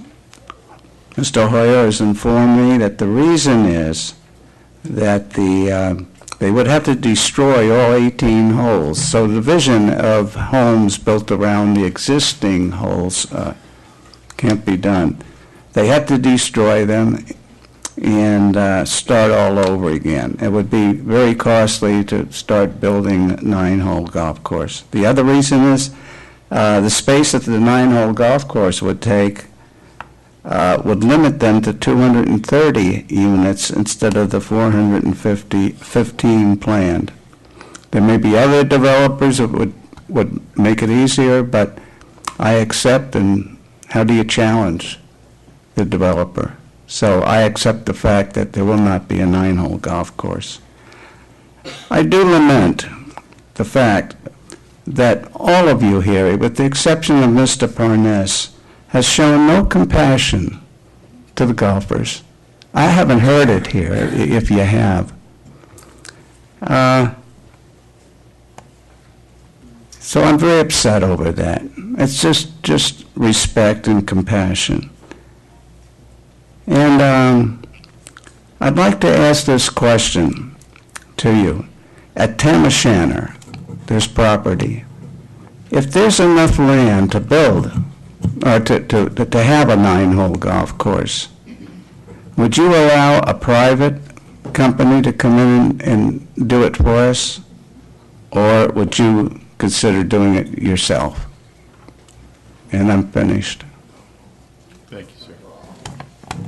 Can I ask one of you to... We will answer your questions afterwards. That's what we do. Oh, afterwards? Yes, sir. Meaning what? As soon as the public portion to be heard, we'll answer your questions.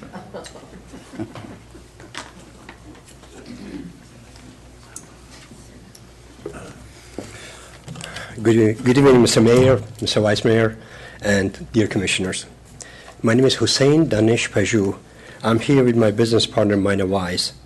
We are the Liberty Tax Service at 702 South Federal Highway owners. We are here to request an exception to the ordinance banning waiver marketing for our business only during the month of January through April 2018. Ours is a seasonal business which generates all of its revenue between January 1 and April 15 of the year. Approximately 60 to 65% of that revenue is generated through waiver marketing during the tax season. The waiver, a person dressed as a Statue of Liberty, is a marketing technique utilized by Liberty Tax Corporation and its 4,000 franchise locations throughout the United States. It is highly recognized by Liberty Tax customers and potential customers, and is proven to be the most effective marketing tools used by Liberty Tax Corporation and its franchises. We opened our business in January of this year and have invested in other costly marketing techniques to promote ourselves, including business-to-business marketing, event sponsorship, direct mail flyers, door hangers, Valpak coupons, just to name a few. The rate of our return for all the other marketing we invested in did not even come close to what waiver marketing bringing us. We want to grow our business Deerfield Beach and open additional offices. We are active members of Deerfield Beach Chamber of Commerce and Rotary Club. We are sponsors of the Deerfield Beach Ocean Way holiday celebration last year. We participated in the Martin Luther King Parade this year and have given out promotional items to the community. We also recently participated in the Women in Business event as a vendor this year. We hired locally our marketing staff, tax preparer, handyman, electrician, and also we pay 12 months a year rent to the landlord. We hold an annual tuition-free tax school, which is open to all Deerfield Beach business communities. We are still doing it this year as well, which will end in a couple of weeks. We want to be involved and give back to the Deerfield Beach community. We want to grow and provide more jobs and opportunities. We are here tonight to ask for your assistance. Our business will be severely handicapped if we are not allowed to use the most effective marketing techniques for our industry. Please review our request and help us with an appropriate permit and or permission to employ a waiver only during the tax season. We are a new business with much growth potential. Our growth would ultimately benefit the city of Deerfield Beach. Thank you.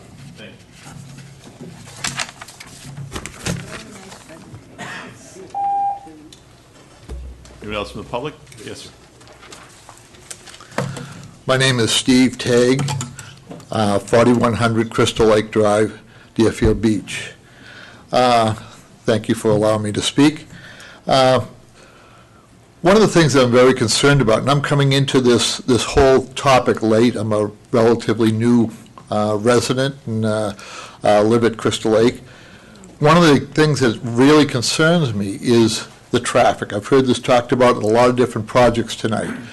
Anybody that's aware of that area, Military Trail, Crystal Lake Drive, Sample Road, the traffic right now is out of control. It's just so incredible to get out into that area at certain parts of the day. And from what I'm seeing with the number of new residences, we're looking at 12 to 1,400 additional vehicles which will be thrown into that area.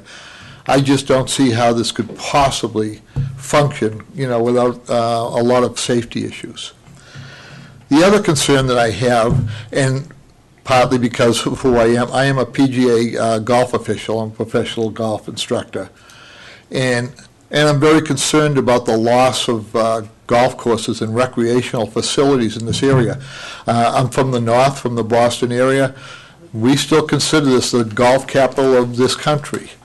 And to see family recreational areas being done away with, Deerfield Beach Country Club, Tam O'Shanta, now Crystal Lake, I think it's a terrible tragedy. And the thing that I hear that disturbs me is, and I think a misrepresentation, a lot of people saying that golf is dying.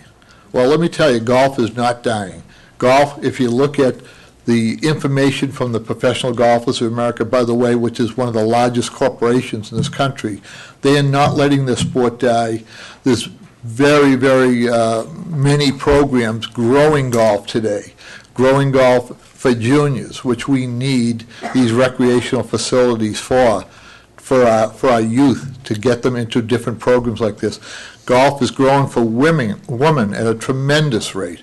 I run a couple of golf schools where beginner golf with women's is the growth is just huge, both this part of the country and up north. So I think we're doing a great disservice to the residents of Deerfield Beach by getting rid of these facilities and just building more, getting more and more traffic, and not, having the facilities for families to use. So thank you for your time. I appreciate your thoughts. Okay. Anyone else from the public?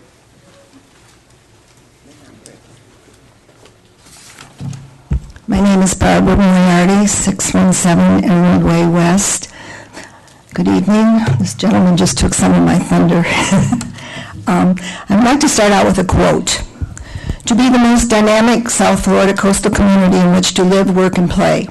I totally agree with that statement, and the city of Deerfield Beach does as well, as that is the vision for our city according to a document in this year's budget. What makes the city dynamic? Traffic? Is it easy to travel our roadways? Are our roads adequate? West of 95, there are only 2 roads to travel north and south, Military Trail and Power Line. Going east and west, there are 3 through roads, Hillsborough 10th and the Green Road Wiles, 4 if you count Sample. Our community is unique in that we don't have many options to take side streets. The layout of the city east of 95 is somewhat different, but has its issues as well. Do clogged roads make our city dynamic? Play. Do we offer enough amenities to our residents? We have a beautiful beach, but as time progresses, it is becoming more difficult to reach this destination. The number of sticker-only parking spaces has shrunk considerably, and the price has risen. Should there be an advantage to be a Deerfield Beach resident? We used to have 5 golf courses. It appears that we will be shrinking to 1. What about amenities? Approximately 20% of our population is under 18, and just over 20% are over 65. We offer many amenities for the first population, but what about the latter? Another quote, to enhance the quality of life within our community through a proactive and effective government, end of quote. I totally agree with that statement, and as I said before, it is the mission of our city, according to the same document that I referenced before. Quality of life is a subjective statement and can be interpreted in different ways. I'm standing here today because I would like to challenge that the quality of life in Deerfield Beach is improving as a result of increased traffic and diminishing amenities. The document in the city budget had 9 goals. Among them are, quote, a cleaner, greener city. What does that mean? Eliminating open space seems to be looked at as increased tax revenues. But does it improve the quality of life? Does it make for a greener city? Open space is a commodity that once it's gone for good. I think cleaner and greener is a great goal. How is this being accomplished? Another quote, proactively address issues that will affect the quality of life for our community. End of quote. Another admirable goal, but what is being done proactively to see how our open space can be preserved and how can our traffic issues be improved? Is enough being done to protect our quality of life? 10th Street is a huge issue on the horizon, and I applaud those who have been working diligently to keep this from impacting the quality of life of many residents in our community. Can I have some more time? Effectively, another quote, effectively communicate among all levels of the organization and with the public. Communicating with the public is critical. Is it happening? I recently attended a meeting where the entire chamber was filled with residents who were against a particular issue. They were totally ignored when it came time to vote. How can this be? Having observed this is what ultimately prompted me to stand before you this evening. How often have residents not been listened to when his or her opinion is a contrary one? I keep hearing that a property owner has a right to use his or her property. That is true, but only within the land use assigned to a given property. Property owner knows the allowed use when purchasing the property. Unless I'm mistaken, the city is under no obligation to allow a change in land use. The city is currently planning a new area called Pioneer Grove. It's a city planned endeavor. That's good. From my perspective, the development of our city all too often is determined by what is most profitable to the developer and not what is best for the residents. Thank you. Thank you. Anyone else from the public?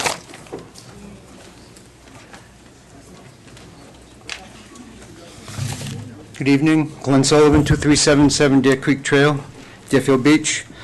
Several things. I'll try to rush through these. I went a little bit further on the managerial positions added to the FY18 budget. And one of the things I found that was surprising is that these jobs were developed and put in the budget without any background information. The city regulations require job analysis be done by either the department requesting the positions or the human resources. I asked for them, there were none, nor were there job descriptions. So basically, there's no documented evidence supporting any of the positions that were added to this budget. Second thing, the city uses a reclassification for manpower instead of, in some cases, the promotion process that, again, is required in the Human Resources Manual. Just a couple of definitions right out of it. Promotion is the act of advancing an employee to a higher pay grade and job classification based on favorable work performance and qualifications for the classification title. Reclassification would be the act of changing the pay grade of a classification. There were at least two people who were reclassified into higher classifications and pay grades. I didn't have enough information on any of the others. Second, this is on the capital improvement bond. I asked some questions. I wasn't sure. I believe I heard at one point that the city's only going to spend what they need to spend out of that $39 million. It's a cap. We're going to try to spend, we will only spend what we have to. And I started to think, well, maybe they're going to do it incrementally because they're not going to know what the true costs of these projects are. But I found out differently. There will be one bond offering, and it will be for $39 million, or whatever information you have at that time. Doesn't matter what is going to be needed. There's about $7 million of money that isn't earmarked in any of the four projects nor the rebond. So I'd again implore the commission to only spend what you think you need, because this is a debt that's put on the citizens. The 18 budget also included an ordinance.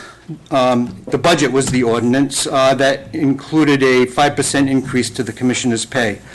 In my study on various things, I ran across a paragraph that the commission may determine the annual salary of the commissioners. No ordinance increasing or decreasing such salary shall become effective until the date of commencement of the term of commissioners elected at the next regular election. Could I have another minute, please? Yes. So therefore, the budget should not have included any raises for commissioners. That would come at the time of the next election. That's right out of the charter. And lastly, I'd like to remind the commission that the citizens have rules applicable to our voicing our opinions. And our lawyer went through that, and I'll just repeat it. No comment shall be made related to the personal life or personal qualities of any person, and no language which would offend persons of ordinary sensibility shall be permitted. I'd like just to ask the commissioners and the mayor to respect what they ask of others. That's it. Anyone else from the public here to speak?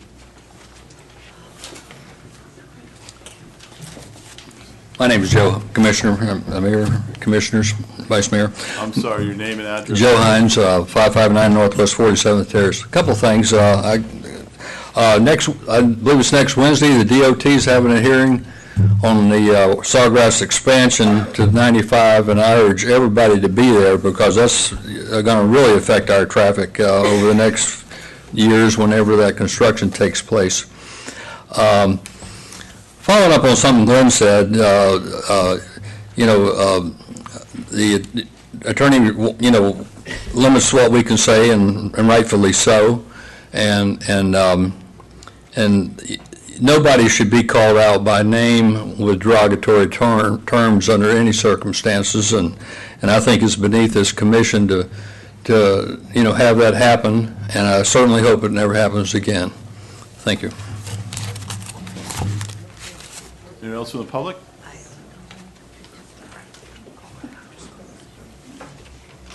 Getting a lot of exercise tonight.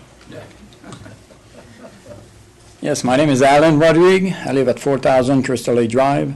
And I was here at the last meeting about the Crystal Lake Golf Course.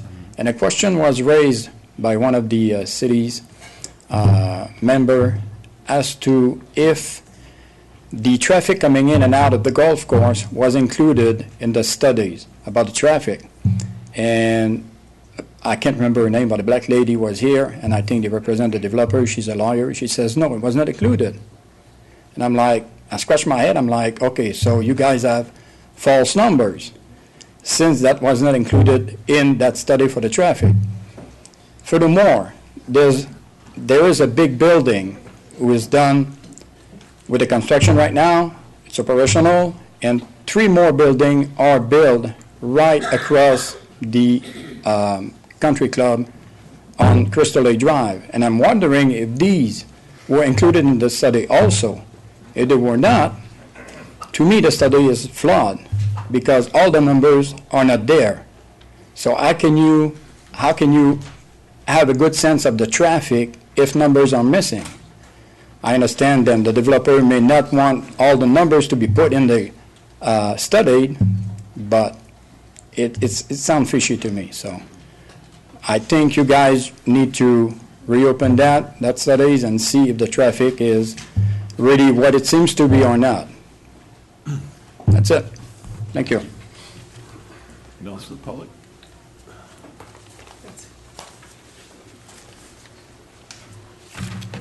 Thank you for the time. My name is George Litz. I live at 1101 Crystal Lake Drive.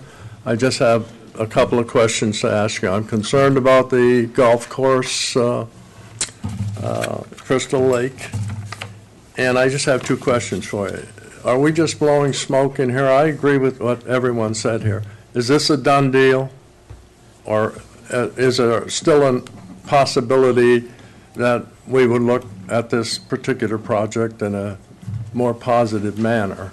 And secondly, how long is the projection from the time it starts and when this project will be completed, and what will the quality of life be for senior citizens like myself during that period of time, considering the traffic problems, the dust, the noise, and everything else that goes on with a project this size in a confined area? And those are the questions I have. Thank you. Anyone else from the public?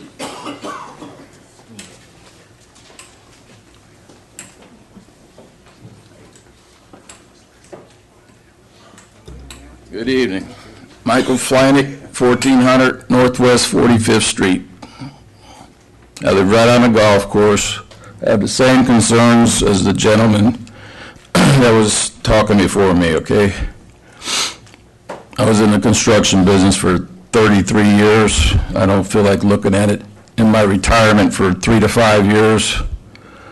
And I just totally against the overdevelopment of Crystal Lake. It's not meant to have that many places in that one small area. I appreciate Commissioner Parnas for being the only one that's probably looking for the better interest of the residents, of the people that have to deal with all the extra traffic and all that stuff, because I know none of you other people on the board here probably live near there or could care less what the citizens want.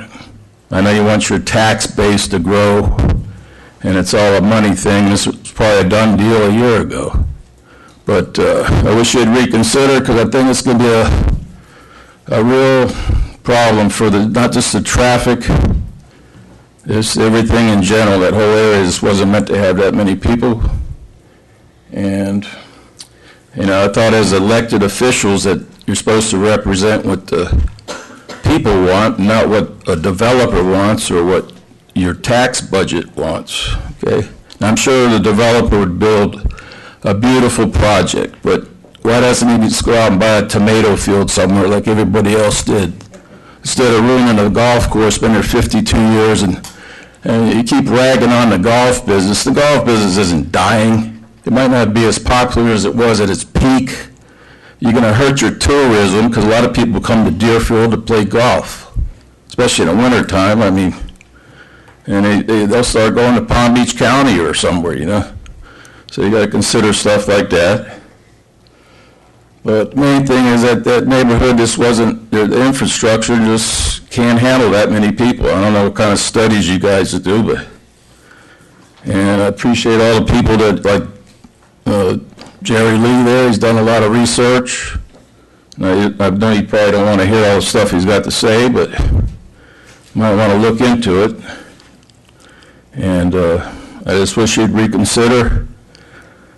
A lot of people still play golf, and there's thousands of people that, use that course as, just a way to get away from the stress of life.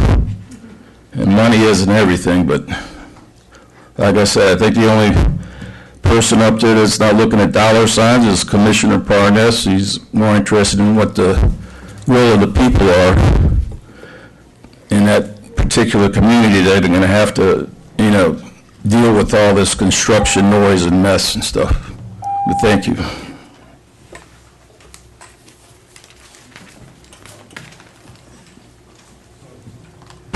Name and address. Dan Hurst, 330 Southeast 19th Avenue, Deerfield Beach, Florida. Mr. Hurst, could you scoot back from the mic? I know you're tall, it's a little difficult, but you kind of swallow the mic every time. All right. Could I make sure that you didn't start the clock yet? Okay. At the last commission meeting, there was a vote to allow the protest of Keith and Associates on RFQ 2016-17-51 for architectural and engineering services. Deerfield Beach staff gave their written opinion on Keith and Associates' protest. It reads as follows. Based on the city attorney's legal opinion on the matter, staff is supportive of Keith and Associates being non-responsive for not providing their financial plan, capital, and capabilities as required by the RFQ. It is also the consensus that there is no basis for protest. In spite of the above, Commissioners Miller and Drosky voted to grant Keith and Associates their protest. Commissioner Miller said, "Let's forgive them. This vendor comes to all commission meetings." Commissioner Drosky said, "The city goofed on the language in the RFQ. This despite the fact that, according to Deerfield Beach purchasing manager Ms. Guzman, the other 25 applicants for this contract did not have a problem with the language in the RFQ and provided all the necessary information correctly. If my math is correct, Commissioner Drosky, that means 96% of the applicants... Mr. Hurst, you're going to have to address... To the whole commission, that means 96% of the applicants got it right, and one applicant, Keith and Associates, got it wrong. Now, there's one small fact that needs to be disclosed. The two commissioners that I just mentioned each received $500 campaign contributions from Keith and Associates. Now, I'm sure Mr. Muratis can answer whether there was any obligation on the parts of Commissioners Drosky and Miller to disclose this fact. However, from a transparency viewpoint, especially with what is now going on in Boca Raton with Mayor Susan Haney and Deerfield Beach investor James Batmazian, this doesn't look so good, gentlemen. On another matter, in last week's Observer newspaper, there was an article by Dr. Julia Brewer all about bullying. She defined verbal bullying as saying or writing mean things by teasing or name-calling. She also stated, there's a study that shows that bullies have excellent self-esteem and usually have a sense of entitlement and lack social skills and impulse control. Now, if calling a private citizen of Deerfield Beach a fool and saying this resident thinks all African-American people look alike is not a definition of a bully, Mayor Gans, I don't know what is. Anyone else from the public? Not seeing anyone, I'm close the public portion to be heard. There's a couple of items that we wanted to answer. I know starting first with Mr. Lubin with our time of construction. Big clarification from staff regarding our times of construction.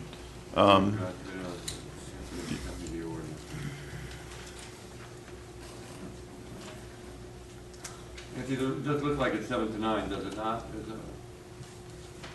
7 to 9 in the on the daytime and 9 to 7 on the weekend. That is clear? Okay, thank you. As far as Mr. Ricky, there was a question concerning, I don't know if any of the commissioners want to address that or not, regarding will we consider a 9-hole golf course for Tam O'Shanter? Mr. Mayor? Yes, Vice Mayor? Before we leave the time for construction. Sure.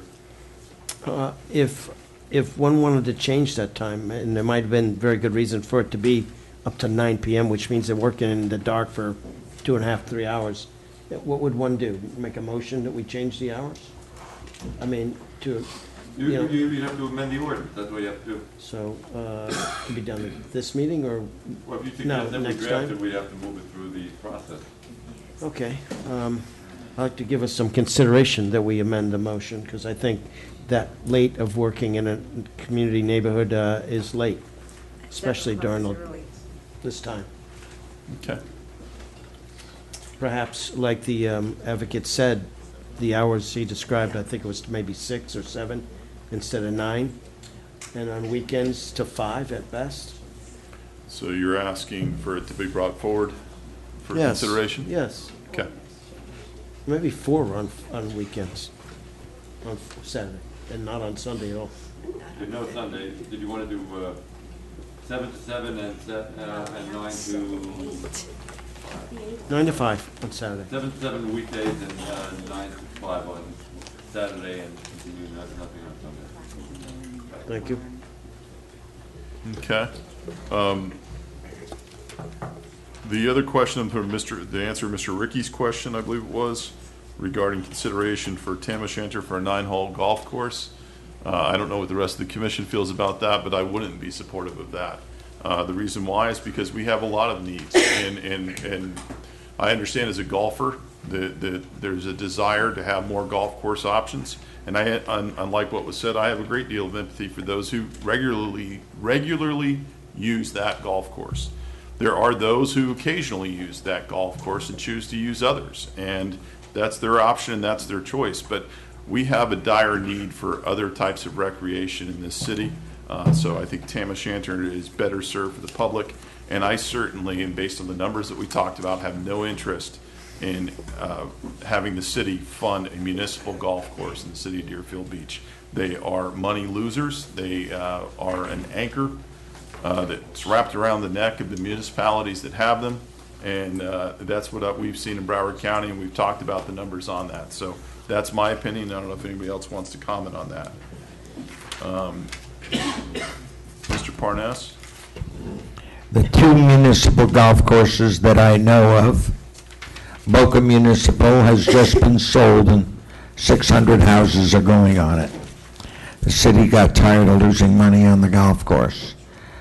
Commissioner Sobel of Pompano Beach put a proposal forward to sell the Pompano Municipal Golf Course.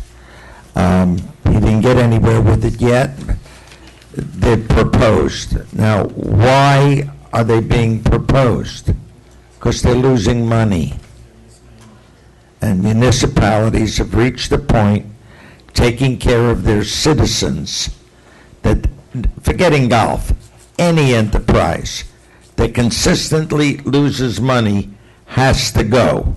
We did so in Deerfield Beach by closing the shop of the Northeast Focal Point that lost $250,000 a year. A lot of people are upset about it, and so am I. But in guarding your money, how can I look you in the face and say, It's only $250,000 of your tax money we're losing every year, but what the heck, let's keep it open, because people like it. So, for a municipality to own and operate a losing golf course is not acceptable. We have better things to do overall for the citizens of Deerfield Beach. Thank you. Yes. The public hearing agenda, the first item is an ordinance of the City Commission of, My apologies. Yeah, were you done with your comments? My apologies. I do have one more. The gentleman regarding the Liberty tax, if we could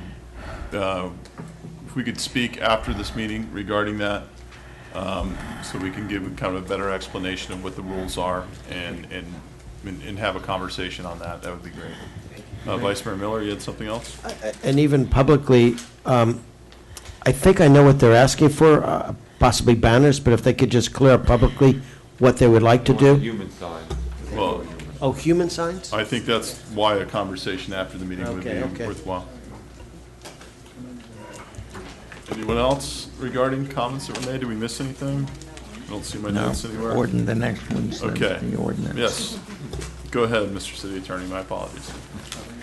An ordinance of the City Commission of the City of Deerfield Beach, Florida, rezoning approximately 109 acres located at 3810 Crystal Lake Drive and 3941 Northwest 9th Avenue from open space to public recreation in an RM 25 resident multifamily to plan unit development. Is there any presentation or?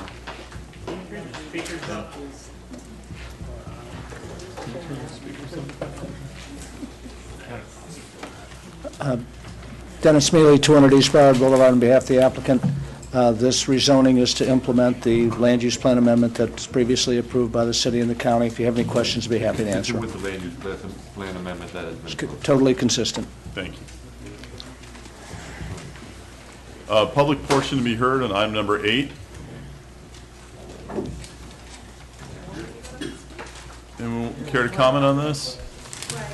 I asked the question, how long the projects are going to take? Sir, I apologize. As soon as we're done with this item, we'll get to an answer to your question, okay? Anyone else from the public care to speak on this item? Not seeing anyone, I'm going to close the public portion to be heard. Mr. Mealy, we can kill two birds with one stone. Can you give an explanation regarding this item, that once the zoning is changed, what the process is, and give the gentleman an answer to his question regarding time frame? So this is the first reading of the rezoning. I see from the agenda that the second reading would be next month. The site plan would also be on that same agenda. The property's already platted, so there's no requirement to plat. Right after the site plan's done, we would be coming in with the building permits to build the homes. We think it'll probably take approximately 4 years from start to finish once construction begins. Did you catch that, sir? 4 years from start to finish. Okay. Thank you.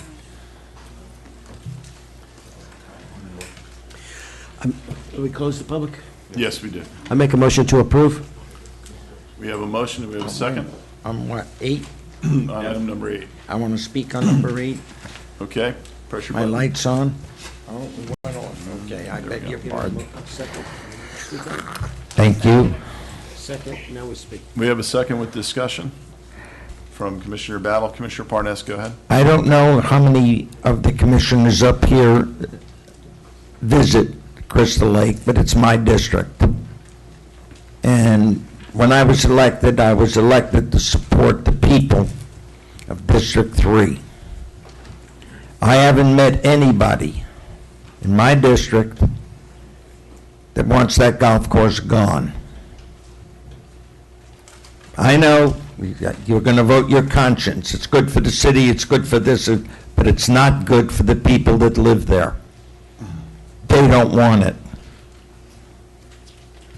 And for that reason, I cannot support and will not support the closing and building on that golf course. We have a motion and a second on this. We're having discussion. Anyone else? I'm going to comment on that. Commissioner Parnas, I admire your position on this. It is drastically different than your position that you took when it came to the Deerfield Beach Country Club. You and I at the time were on opposing ends of that argument, and I think if you look at all considerations regarding it, there's a great deal of citizens that didn't want that golf course to close. And I believe your quote at the time was, "If we do not progress, we will die." Unfortunately, this is an argument that we've already had regarding this, and I completely understand your position on it. And I am empathetic for those that are there. It is not something that I like to see is the development of these golf courses, but I think the arguments, and I've already spoke on this and what my reasonings were, but just figured I would remind you of your position previously.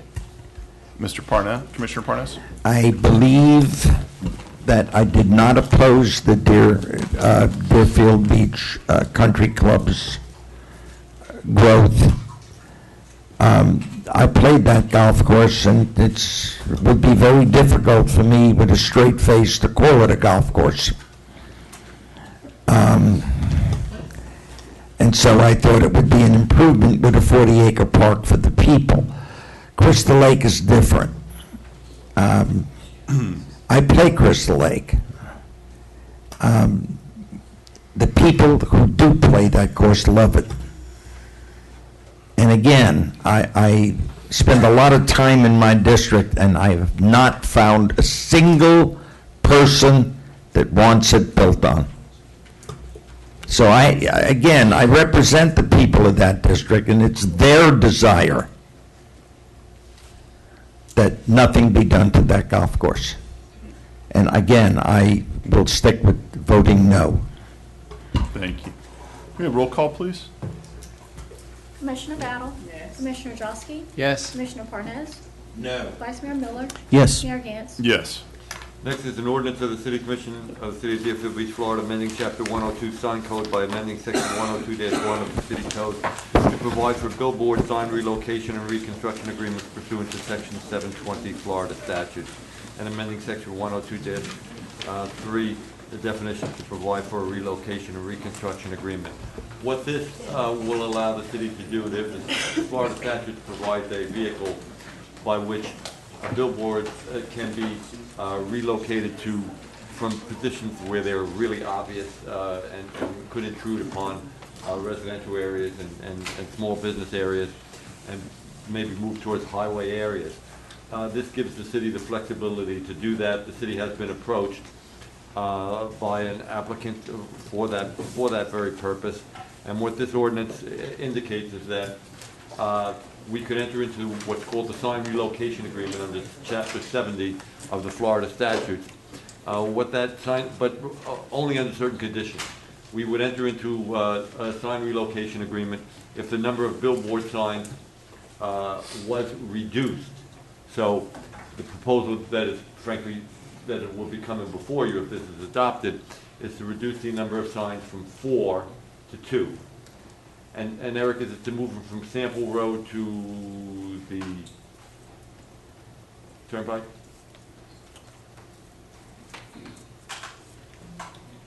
In your backup was this map, and it shows the 4 potential locations in green that would be removed, and in red, those are the signs that'd be relocated. The one existing 5 on the Turnpike at the far left, you're saying, if they were to get replacement sign number 2, I believe they would remove existing sign number 5 as well. Okay. And what it would also do, the agreement, if adopted, would provide for annual payment to the city, which is permitted under Chapter 70, in the amount of $60,000 per year, and it would pay for permit the city to access advertisements on the billboard for public service when available. So this voting for this doesn't do all of that, but it gives us the ability to do it should you wish to do it. You don't have to avail yourself of Chapter 70, but this gives you the ability to do it under very tightly circumstances where there's a reduction of the number of billboards, which is generally perceived as positive, and and have them relocated to areas where they're less intrusive on the public. This is the first reading of that. Commissioner Drosky? I think the map basically says it all. I mean, I understand this is just laying the groundwork, but we're giving ourselves rather the ability to move the billboards from the city roads, as if you will, to the more major roads, 95 and the Turnpike. So I don't know why we wouldn't want to do this to make the city more aesthetically pleasing. I'd like to open this up to the public. Anyone from the public care to comment on this item? Not seeing anyone, I'm going to close the public portion to be heard. Make a motion to approve. Second. We have a motion and a second. We have roll call, please. Commissioner Battle? Yes. Commissioner Drosky? Yes. Commissioner Parnas? Yes. Vice Mayor Miller? Yes. Mayor Gantz? Yes. The next is an ordinance of the City Commission of the City of Deerfield Beach amending Section 66-62 limited parking of the city code ordinance to limit parking to 4 hours in designated parking areas located on the south side of Hillsborough Boulevard. This was, as requested. This is the second reading for adoption. This is something I asked for based on the requested businesses along there. We have these signs in some areas. We don't have them directly across the street, and the businesses are being impacted. A 4-hour time limit's reasonable. What we're having is people that are coming down west along Hillsborough, parking there, staying there all day, and taking the walk all the way to the beach. And this is definitely having an impact on the businesses over there. Just for consistency, since we already have the signs across the way, I would ask for your support in approving this. Anyone from the public care to speak? Not seeing anyone, I'm going to close the public portion to be heard. Make a motion to approve. Second. We have a motion and a second. May I roll call, please? Commissioner Battle? Yes. Commissioner Drosky? Yes. Commissioner Parnas? Yes. Vice Mayor Miller? Yes. Mayor Gantz? Yes. Next item is the consent agenda. There are 2 items, 11 and 12. Any pulls from the consent agenda? Not seeing any. Make a motion to approve the consent agenda. Public portion to be heard. Anyone care to comment on item number 11 and item number 12? The consent agenda? Not seeing anyone, I'm going to close the public portion to be heard. Repeat. Make a motion to approve consent agenda. We have a motion and a second to approve move the consent agenda items 11 and 12. All in favor, say aye. Aye. Those opposed, say nay. Resolution appointing Donald Frazier to the Board of Trustees, Firefighters Pension Trust Fund, to fulfill the unexpired term of Joe Marie. The commission appointment. Okay. Public portion to be heard. Anyone going to care to comment on this item?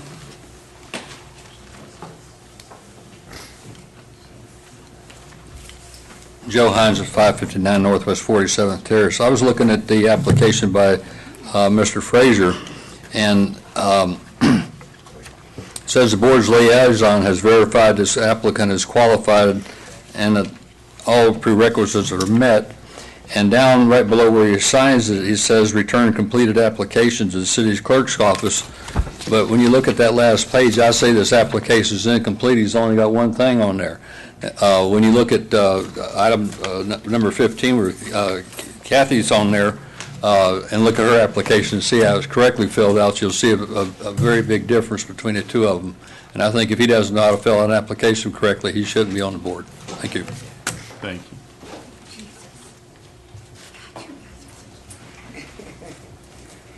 Handout.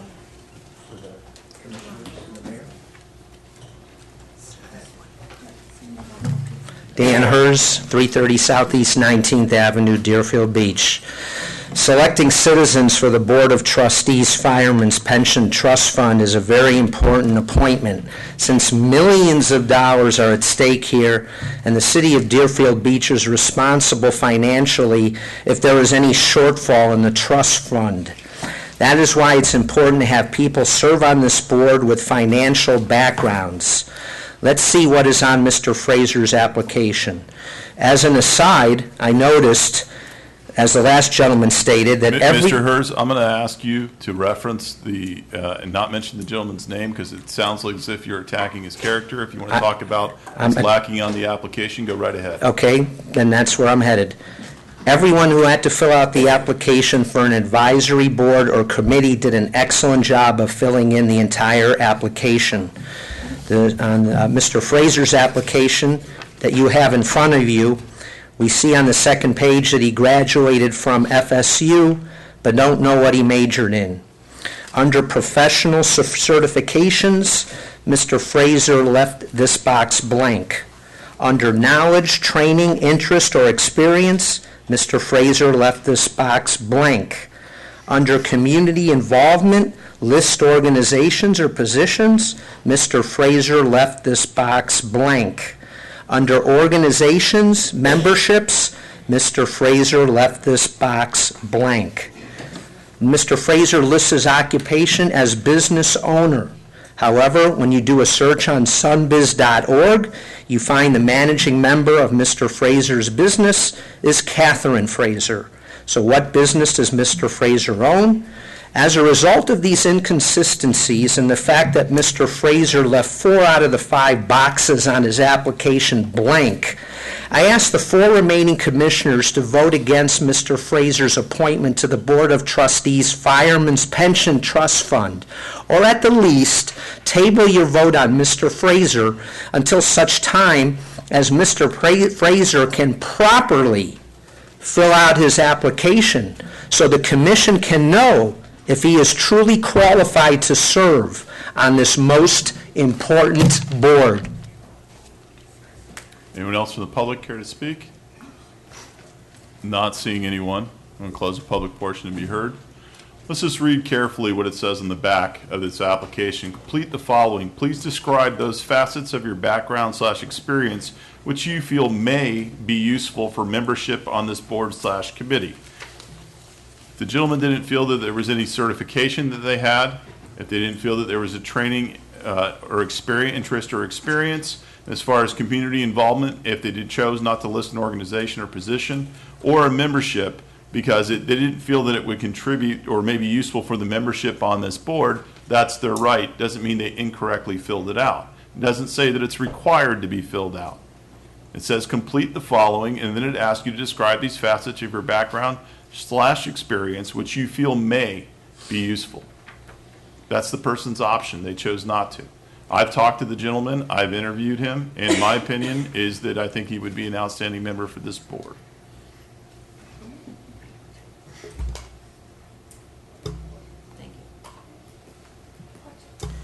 Based on the recommendation of our mayor, I'd like to recommend that we nominate and approve this man.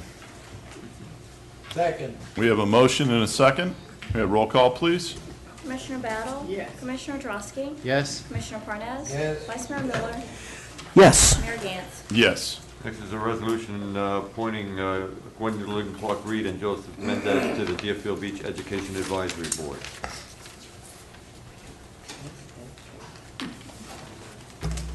Public portion to be heard on this item?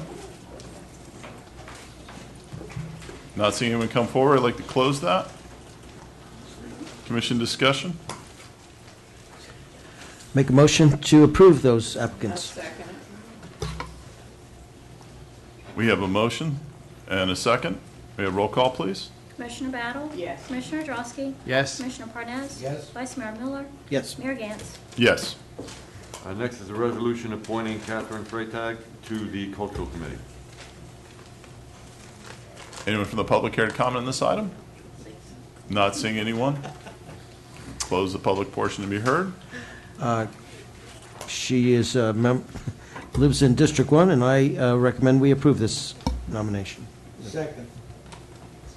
We have a motion and a second. We have roll call, please. Commissioner Battle? Yes. Commissioner Drosky? Yes. Commissioner Parnas? Yes. Vice Mayor Miller? Yes. Mayor Gantz? Yes. Next is a resolution appointing an alternate member to the Planning and Zoning Board.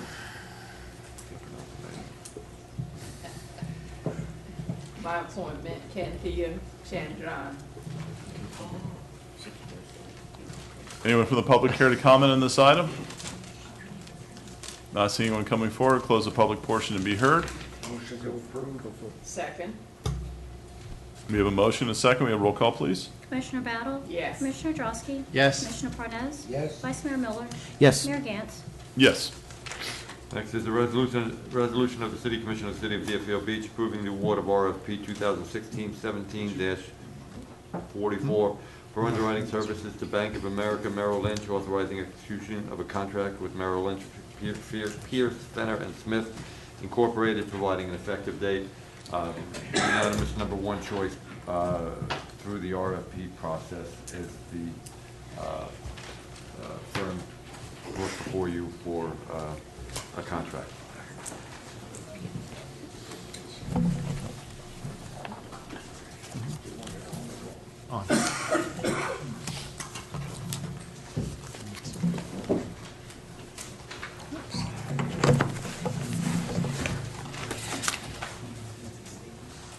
Commissioner Drosky, do you need to make a statement on this item?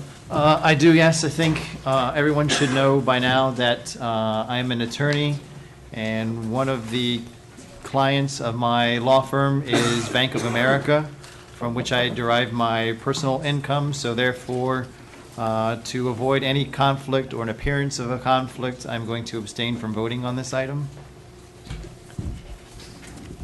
And within 15 days, we'll fill out the form with the clerk's office for that purpose.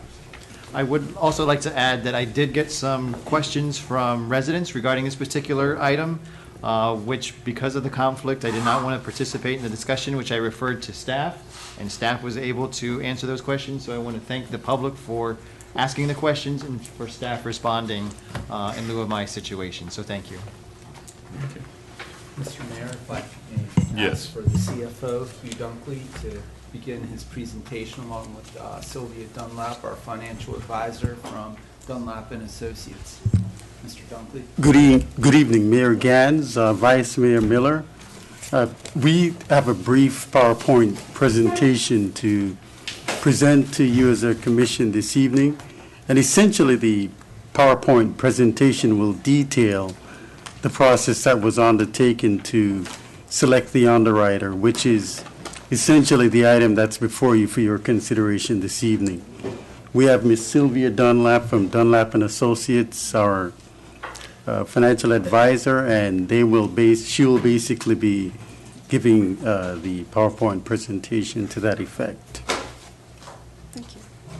Good evening. Again, Sylvia Dunlap with Dunlap and Associates. Good evening, Mayor Gans, Vice Mayor Miller, and Commissioners. I put this presentation together following various memorandums from staff, and it describes the process, which was very comprehensive, and it was set forth in the purchasing code provisions approved last summer relating to the issuance of bonds. I will flip to slide number 1 to review the process, also the selection committee members, the evaluation criteria and the responses, the rankings by the selection committee, the interview results, and the recommended firm. On slide 3, the RFP was issued through the city's purchasing division. The RFP was advertised in the Sun Sentinel under the legal notices section on September 1st. 106 notices were sent via e-procurement. We as financial advisors mailed out the RFPs through emails to 17 prospective offerers in the industry. 4 of them were minority-owned firms. Those were Loop Capital Markets, Drexel Hamilton, Siebert Cisneros, Ramirez and Company. The selection committee was established to review the proposals, received and interview the candidates. I'd like to mention the selection committee was selected by the city. The selection criteria was established to rank the proposers and interview the top 3 firms. 1 firm was ultimately recommended by the selection committee. The evaluation committee consisted of Kara Pitti, Assistant City Manager, Hugh Dunkley, CFO, Sophia Taylor, Assistant Financial Services, Susan Neighbors, City of North Lauderdale Finance Director, and Andrew Jean-Pierre, City of Pompano Beach Finance Director. The criteria weights that were determined by the city were qualifications and experience of the firm, 2 points, or 2 weights, experience and qualifications of personnel performing the work, 3, fees for services, 3, firm's capabilities, 2. The number of respondents was 7, which included Bank of America Corp., part of Merrill Lynch, J.P. Morgan, Raymond James, RBC Capital Markets, Stifel Nicholas, UBS, and Wells Fargo. The rankings by the selection committee, you will see in the slide number 5. Ranked number 1 was Bank of America, second JP Morgan, third Wells Fargo, fourth Stifel Nicholas, number 5 RBC, 6 UBS, 7 Raymond James. After this ranking, the committee had as an obligation to have a presentation, and they had presentations from the 3 top-ranked firms. The results of that presentation are on slide number 6. Again, Bank of America was ranked number 1, JP Morgan number 2, and Wells Fargo number 3. Some information about Bank of America Merrill Lynch that we took right out of their presentation and their proposal, which should be very important to this financing, is that they're ranked number 1 nationwide in negotiated competitive firms and have been so since 2012. On slide number, the one that you have right now in front of you, you can see on the bottom, they're also nationally ranked since 2014. It shows you the volume. They're ranked number 1 with $199.5 billion in financings. Florida overall, they have been ranked number 1 since 2014 with $8.9 billion in transactions. In capital improvement bonds, which is what you will be issuing, they're also ranked number 1. And in refundings, which also you are considering, they're ranked number 1.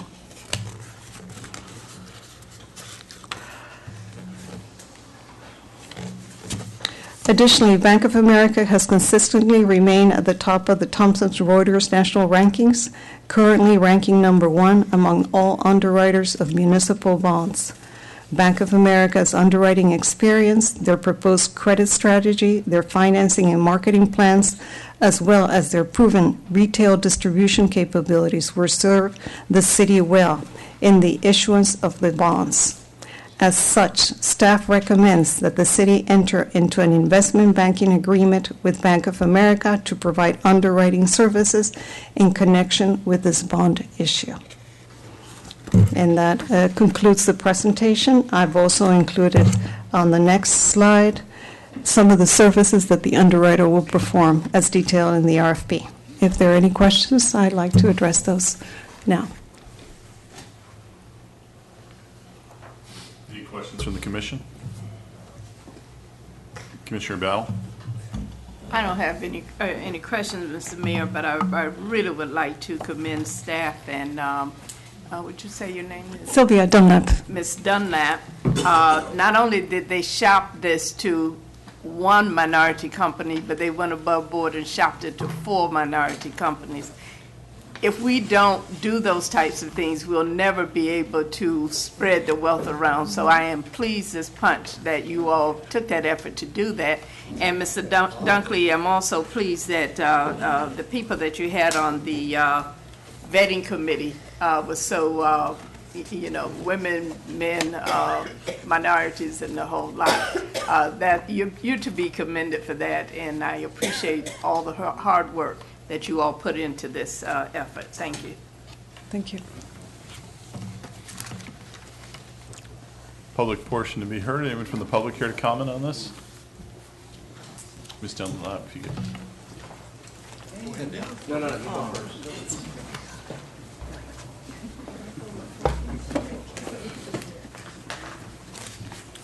Joe Hines, 559 Northwest 47th Terrace. I remember when this bond issue came up a few weeks back, it was promoted as being the best time in the world to be borrowing money and so on and so forth. And I look at this thing and you're paying 4.8356%, which is, you can call it 5%. That's not exactly what I call a real low rate. So I don't think that promotion of buying it now and getting such a good rate has proved to be true. And I think that wasn't the proper thing to do. Thank you.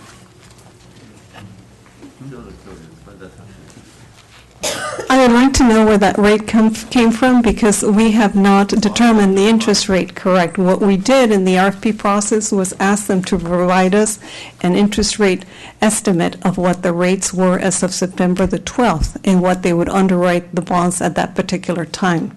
And they provided an Mr. all-in Hines, TIC. If you could sit down, please. I and you can just show want to them. show her Yes, your document. definitely. The Yes, sir, I'd like to, If you you are listen to correct. what she's saying, she's explaining it to you. Those numbers were numbers that we ran as financial advisors to estimate what the total cost would be, so that we could determine what the revenues would be to have sufficient revenues on an annual basis. We had to be conservative. That is not the ultimate rate.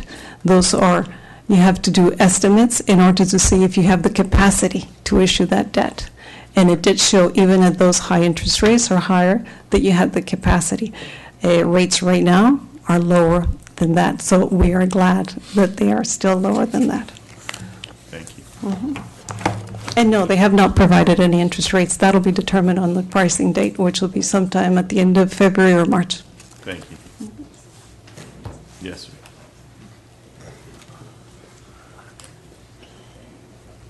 Dan Hers, 330 Southeast 19th Avenue, Deerfield Beach, Florida. I'm very happy that Ms. Dunlap is here because I have a couple questions that maybe she'd be in a good position to answer. I'm just going, there was a rather lengthy document, the Underwriting Services RFP 2016-17/44, and my specific questions are regarding page 3 and 4. When it goes over the $34 million capital improvement revenue bond and what some of the uses of that money will be. When you add up those numbers, you get $26.5 million. I'm not sure why the $2 million interest reserve that was talked about before has been left out of these numbers, but let's pretend for a second that they should be in here. So you have your $26.5 million, and you're adding your $2 million interest reserve, you get $28.5 million. So this still leaves $5.5 million unaccountable. When will the city let the citizens know what they will be spending this extra $5.5 million on? Especially if I remember the timeline correctly, this is a very aggressive timeline, and this deal is supposed to close in the second quarter of 2018. So we would, citizens would greatly like to know when we will find out what this extra $5.5 million is going to be spent on. I see that on the Center for Active Aging, it does give a little bit more explanation and explain that that building is now going to be completely torn down and a brand new building will be built.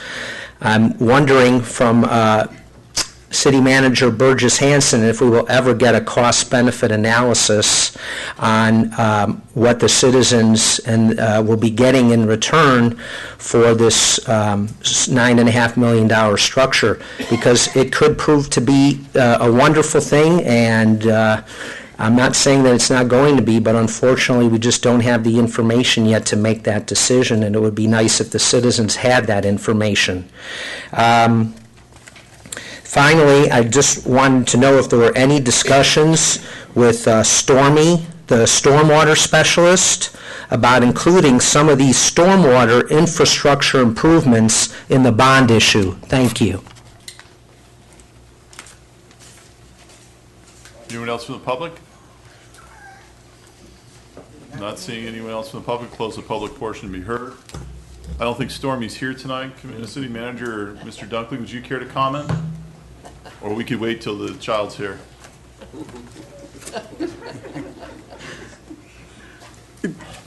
I know the gentleman asked several questions, but aside from him being, in terms of tangential on some of those issues, this bond issue does not relate to drainage improvements.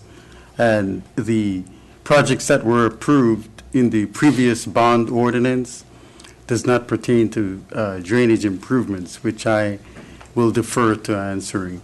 In terms of the size and the amount of the bond issue, that will be determined at a later date.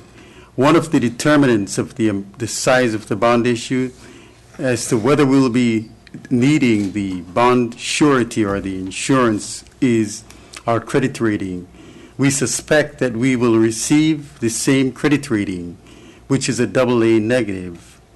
But at this point, we're close to certain. However, we're never 100% sure. So until such time when we go before the credit rating agencies, at that point we'll know, have a better feel of the size of the issue, and hence the difference between what the gentleman had spoken with whether we'll need the insurance or not. So that will be determined when we have received our credit rating. I think the question is, where's the $5.5 million exactly? The $5.5 million, the total amount that we have brought before you previously relates to an amount not to exceed. But furthermore, the $5 million, a portion of that represents a refinancing of the 2006 bond issue, which will be incorporated into the issue.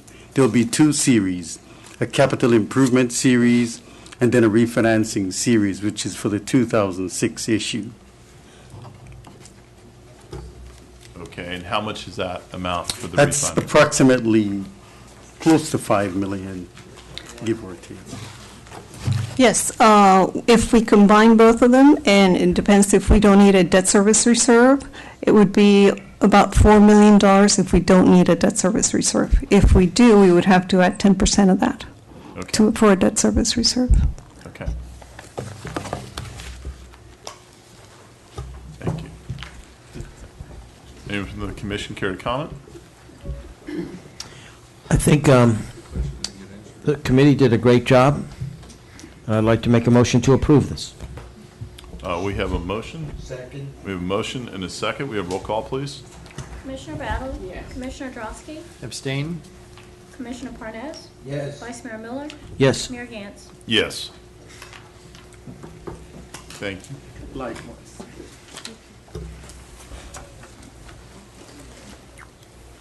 Item number 18, discussion regarding potential recycling solutions for polystyrene. This is put on by you, Commissioner Drosky.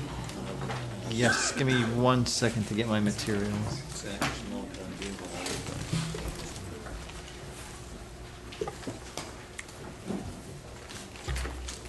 Okay, sorry about that. The only time we get to discuss issues like this is in the public. We can't, discuss them privately. I'm sure I'm getting emails. I'm sure all of you are getting emails as well. And I just wanted to take the temperature of my colleagues, what we wanted to do, if anything, on this particular issue, because I'm continuing to get the emails and a proposed agreement, actually. And to back up a little bit, this is relating to the polystyrene, which is the foam issue that we had before, and the ban that we put in place for the city. And since that particular time, part of the reason that we imposed the ban was that the provider was not very forthcoming when it came to a recycling program and drew the ire of one of my colleagues up here. And since that time, we've been receiving communications that they would like to restart a recycling program for polystyrene here in the city of Deerfield Beach. So I just will put this on the agenda to discuss this with my colleagues to see if you're interested in the type of recycling program for foam that's being proposed in the city of Deerfield Beach. I think you need to keep in mind that what's between the lines here is that this is something that we approve and something that becomes effective, that the provider is probably most certainly going to be looking for a repeal of the ban. So I think that's something we need to keep in the back of our minds. And we'd also have to, be very careful. I don't know if staff is here tonight to comment on it or not. I see Mr. Gressick in the back, and no, I won't spell it. As to what is to, staff's comments on this. as well, because there are some concerns about the regularity of pickups with foam, because I think my discussions with staff is that this is probably going to be a very popular program, and that there may not be enough capacity to store all of this foam.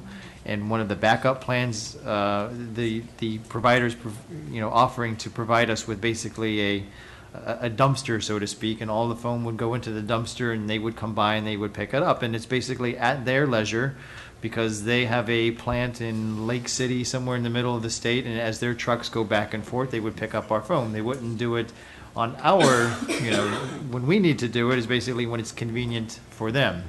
The other option that we were presented is that they would provide the city with some kind of electric, I don't even know what it is. It's basically a compactor, but it would be up to the city to train our employees how to use it, to train our employees how to run it, and if it breaks, it's probably on our dime. They weren't, offering to fix it. So you're getting a large piece of equipment that accommodate more foam, but that's going to be a responsibility, an additional responsibility that falls onto the city. So just to move this forward one way or the other, I was just putting this on the agenda to find out if anyone is interested in this. I, for one, would not be opposed to it, but I think there's a lot of, the devil's in the details, and I don't think the details are here. But if we're not interested in even going down that road, then we can short circuit it now, or we can continue to engage in dialogue with the provider to beef up the proposal that we have that was sent to probably to all of us. Does that make sense? It does to me. Yes. Commissioner Parnas? Well, I think it's worth a shot. My suggestion would be to have DART contact our staff that would be running the program and be specific, come up with a program that we can digest to see if we want to go ahead or not. I think we can rely on staff who know about in that department to give us their opinion as to whether it'll work or not, and whether it would be beneficial to the city. So I'm not opposed to looking at it. I think it would, if it works, fine. Commissioner Battle, then the city manager, if that's all right. I'm not opposed to looking at this again, either, Commissioner Parnas. But before we take a look at this, well, let me back up. We have very capable staff that can tell us all of the little ins and outs that need to go into a program such as this one way or the other. And if we can get then the owners of, what's the company? DART. To agree to what the city wants to have happen with this program, then I wouldn't be opposed to letting them do a recycling program. But it has to be something that's spearheaded by staff so that I can get the benefit of their knowledge on this particular issue rather than relying on what DART has proposed to us. City manager before Vice Mayor Miller, if that's all right. Yeah, thank you. I'd like to have Mr. Gressick actually address this issue because we've had quite a bit of discussion at the staff level, I believe, with DART leading up to today and in the past. So, thanks.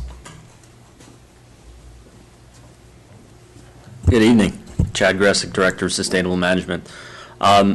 One of the things I don't want to do is overcomplicate what this is. Essentially, this is a container that will be placed in our drop-off center. Residents will be able to deliver styrofoam or foam into those containers, and then representatives of DART would come and pick it up.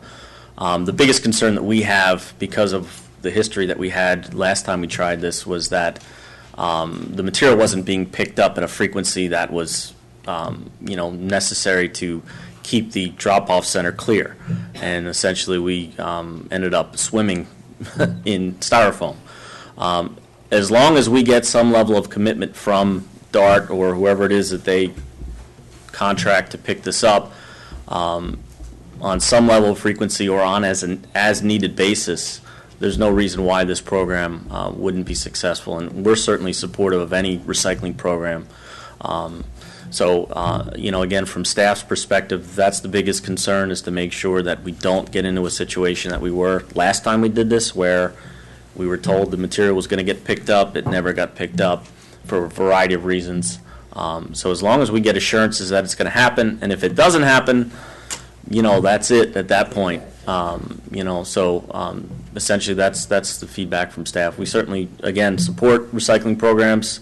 We have no issue from that perspective. It's just making sure the material's picked up. So, Chad, if I may, Mayor Gaines, before Vice Mayor Miller, are you suggesting once a week? I would say once a week, but again, I'd like to caveat that, what we get at our drop-off center is highly variable. So one week we may get, very few amounts of recyclables. Some weeks we may get tons. Obviously, with the holiday season coming up, we would anticipate a lot of this material. The program was fairly popular when we implemented it, and so I can't put a figure on how often we need them to be there. So in essence, it's going to be when we need them to pick it up. On an as-needed basis, I think a weekly basis certainly would suffice, but with the caveat that if we need them more, that they're going to be able to come and pick it up. And did your staff also discuss with them the potential of actually placing it at their location in West Deerfield? Yep. Instead of having our staff Yes, we did. maintain that? And their comment was basically that they're tenants and they don't have the authority to do anything like that at the facility or at the location that they're currently renting. All right. Thanks. I just wanted to make sure everyone had an idea of what they've been discussing with DART. Thanks, Chad. Thank you. Vice Mayor Miller? I wouldn't go far, Chad. No, Chad could sit. I'm good. No, you could say. I'm very happy with DART's response to the ban.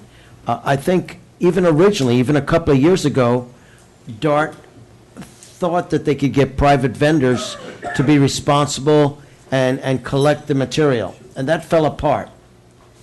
Now, they're stepping up to the plate, and they're saying they will secure a dumpster or whatever, something like that, put it at our facility, and come there weekly. They would like to review it after a couple of months to see if that frequency is proper. My talking with our man that maintains the thing, not only Chad, as well as the actual man that's on site, he believes weekly would be important. And they've agreed to do weekly. Now, one thought about the idea of putting it at their location or our location, I think it benefits the city to have it at our location. I like us to be known as a city that cares about recycling a material that doesn't break down for all intents and purposes. I like partnership. And the fact that DART primarily, to my understanding, makes the cups, and they have their products in Costco. I mean, that's a big account. But most of the things that cups cause pollution, but much of that material manufactured by other manufacturers are in the boxes that your flat screen TVs come in and all kinds of other things. And they're willing to take all of that in. So regardless of the manufacturer, they're willing to take this in and cart it away, even though I don't even know what percentage of the product is they've manufactured. But as a resident of Deerfield Beach, they've been a good steward. They've actually contributed to the Rotary Scholarship Fund in the past. I like them. I never did want to punish them, but they've got a good company that produces a product that is not environmentally friendly, but they're trying mutually beneficially. They want to do their part in coming up and helping to show that they're good stewards of the environment, even though they have this product as the basis of their company. So I've talked to twice this week. They talk about being able to order a container, have it approximately, it's not in stone, but have it by mid-December so we can have the recycling going by this holiday season. And I think if we miss that opportunity, we're making a big mistake, because there's probably more styrofoam in packages during Christmas time than any other time in the year. So There was a little thing about in their contract saying about, they didn't want to do all this effort, go through the expense of picking it up. By the way, my understanding is the truck makes 2 trips down. They probably have to hire somebody to make the other 2 trips, but they're willing to do that for goodwill, for good publicity, and to be a good steward of the environment. And but there was one little thing that in their kind of template contract that said, if you have a band, they don't want to do this. I've been assured that they will work with us in this community, and that won't be a problem. They want us. And my goal originally, to bring this up, even a couple of years ago, was to get a real recycling program going. Our little banning of styrofoam is not going to save the world or the earth, but it'll show we care about the environment and we want to be good stewards, and the best way we could do that is recycling. And we've got a Deerfield Beach taxpaying company willing to take the expense on to make our city look good. I think we ought to give them a shot, and that would be my case. I think there's goodwill involved here, and I think them willing to do it, our own, at our facility where people are accustomed to dropping things off, makes all the sense in the world. And they've agreed to come weekly. So far, the man in charge, as well as the man on the ground, thinks weekly would do. And you know what? If it's going to be not enough, well, we get 2 containers if necessary. That means, and that's not a negative, that's a positive. That shows we are really trying to be good stewards of this environment. So with a company that probably is going to recycle products from other manufacturers to show that they are good stewards, I think we ought to, I'm not ready to make a motion because there is this little tweaking of the thing, but I can tell you this. I've talked to management there, the city liaison. He's talking about putting the order in for the thing, even on our verbal agreement, and as long as we can tweak the contract they showed me that talked about not doing this whole effort when you have a ban against their product. I agreed if they did it and they continued, I will be the first one to make a motion to rescind the ban, because my goal was always to get a good recycling program going, and this is far superior to what was thought of a couple of years ago. So, I hope we go along with it, my fellow commissioners and mayor. Commissioner Parnas? Well, perhaps we should rescind the ban. If they don't comply, we can always institute it again. We can, but we don't have to, because we've agreed, we've got a verbal Well, agreement. if it's verbal or otherwise, We've got if they're willing to go along, I'm for it. But we've got a good faith partnership going, and we got a thing that could happen in about a month's time. Okay. Christmas and Hanukkah. So is there a motion to be put on the floor? I say if we, go ahead. I'm sorry, Commissioner Drosky, you have your light on now. Commissioner Parnas, sorry if I get to Commissioner Drosky. Well, I just wanted this for discussion purposes. I think I see where this is going. I don't know if you need a motion tonight, because I think the details of the contract need to be worked out between the city attorney's office and staff before we commit to anything. I think it would be a mistake to do any type of repeal now. I think this needs to be in some type of, kind of pilot program to see that they live by their bargain, because I know the past hopefully is not indicative of the future, because we did not have a good experience with them before, be it their fault or not. We'll leave that up to discussion at another day. But that's something that I would want to basically hold off on any type of repeal until we know that this program is definitely working and going the way that staff anticipates it to go. I do have a question for staff too. I know that DART would probably be concerned about contamination of the foam. Is there any way to police that, or is that on them? I don't want to add any additional burdens to staff, because it's very easy if you were to take a television out of a box, that foam you just put into the dumpster, but the foam that comes from your paper cups that you drink out of or that you eat off of, and somebody takes that, that they've eaten and throws it straight into the dumpster, not only is that foam not good for recycling, then they're contaminating the additional foam that's in there. That could become a problem. Mm-hmm. Yeah, no, I certainly don't want to commit our staff, Joe, to having to go through that material and sort it. So what's in there is what's in there, and that's what they get, so to speak.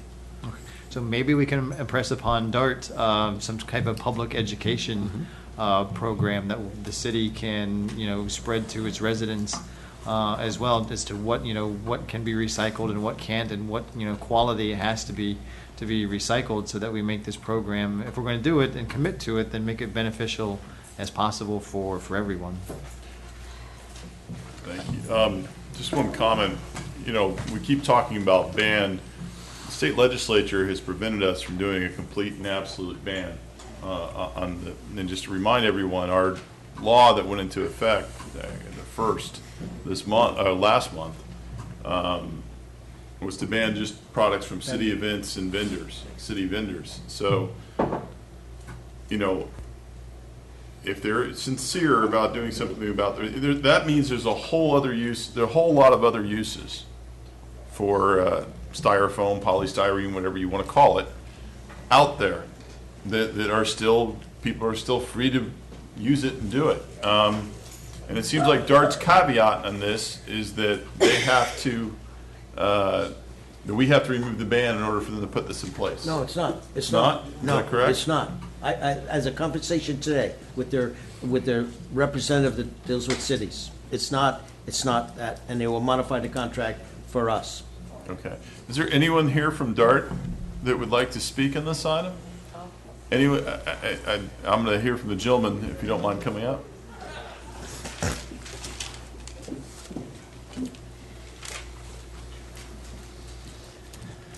Kevin Myers, Dark Container, 600 West Hillsborough, Suite 600. Yes, to address some of the questions that came up, we are willing to come and pick that up. We chose at the short term a 2-month period for a week, once a week, so we can get an idea of how much material there is.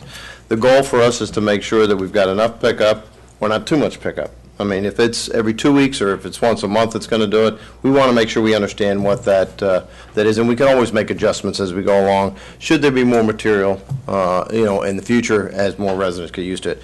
One thing I think it'd be good to do is to clarify with the residents that we want clean material, because where we do have drop-offs, that's an important part of that, is we want clean material when it comes in. It doesn't have to be pristine. It just can't have a lot of food waste and those types of things, because that'll contaminate the load itself. But we are willing to pick up all the product, regardless of whether it's things that we make or things that we don't make. We're willing to do that. So we're trying to have as a good faith effort to get this thing. We're going to be controlling this thing, whereas in the past there was others that were more involved in this thing. So with that, we're going to hire people in order to get this done, so that we've got direct access and direct control over how this is going to be done with the carts that we can get in. It usually takes us about 30 days to get one of these things ordered and placed and put into place. So I don't know if there's any other questions, but I just want to clarify some of the things. Is the caveat that it is based on the removing of the prohibitions that we put on? Our suggestion is that we do this, and then as this becomes successful, then we remove the ordinance. That's the suggestion. That's my understanding, and that's the good faith that they're willing to put it in before we remove it and get this program started. If you could get the feel that without making a motion, that we would like them to do it and get this thing in as soon as possible, so we can have the Christmas time ability, and we could do our education ourselves, all the ways we need to educate people. And it's good promotion for us as good stewards of the environment. So I think it's beneficial for the students, for everybody else. So I don't see any downside to take advantage of one manufacturer of styrofoam stepping up to take everybody's styrofoam in, and we'll educate them about trying to put the clean stuff in. And we will make sure the contracts are in order, so that we can do it. Thank you. I mean, I don't think we're looking for a motion tonight. We're just looking for some direction, but I think we've given some direction. Do you feel, I'm leaning towards wanting to take advantage of this opportunity. Okay, I think that's good. All right. Is that sufficient for staff? Yes. Okay. Excellent. Thank you for bringing that forward, Commissioner Drosky. Thank you. Okay, we're at the end. City staff comments first, City Manager? Yes, I actually have a few comments tonight, and also from staff. The first one is we received a request from the Wyndham Resorts to waive parking fees along Northeast 20th Terrace for 10 spaces, which are directly behind the hotel for use of dumpsters. As you're all aware, the hotel portion has been shut down for a couple weeks now due to damage from Hurricane Irma, and they would like to use those spots for dumpsters rather than having construction workers go back and forth across the roadway to their private lot. And what we have said to them is that we're open to it from an administrative standpoint from Monday morning through Friday at 5 o'clock, but on the weekends, we expect that area to be free and clear for the public or beach patrons or patrons of the local businesses. So do any of the city commission have any objection to moving forward with that? Yes. Vice May I Mayor. ask you a question? And the last thing you said about removing them for the weekend, I understand that for revenue and beach parking, but would a potential alternative would be that they could offer us 10 spaces in their parking lot so they can keep the dumpsters there? So I just want to get them to be able to get restored in their building sooner than later, which helps us all. Helps the tourism of our city. It helps the restaurants in our city. It helps everything. So if we want to add another expense about schlepping the dumpsters or not, why don't they just donate 10 spaces in their lot, one way or another, with signs saying those spaces are our spaces while there's dumpsters there, or something to that effect? Yeah, I mean, I just thought now, but I didn't know that thing you just said, where they have to take it away. I'm unsure about the indemnification for their property. Or how big of a thing is it liabilities. for us to leave it there for a month so they get this thing done? Well, that's something for the city commission to consider. That would be 10 spaces, I'd let them decision get for this you. job done as soon as possible, and I'd let them keep the dumpsters there. I will say this, what would be helpful for the conversation is if we had an idea of what 10 spaces and that amount of days costs us. Just for the sake of argument, I'm not saying that I'm against it or not, because look, the bottom line is we shouldn't be too short-sighted and cut our nose off to spite our face, because we're trying to, lose dimes while we're chasing pennies.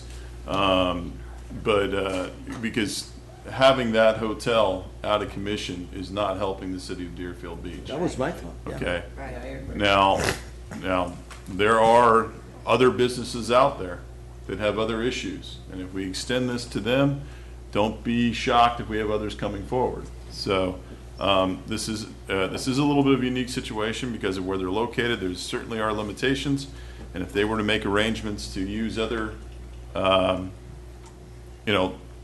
other parts of their property in order to do this, that might not be helping us either. So I would like a little more information on this to make a decision, but overall, in general, like I said, I want to do everything we can to get them operational as soon as possible.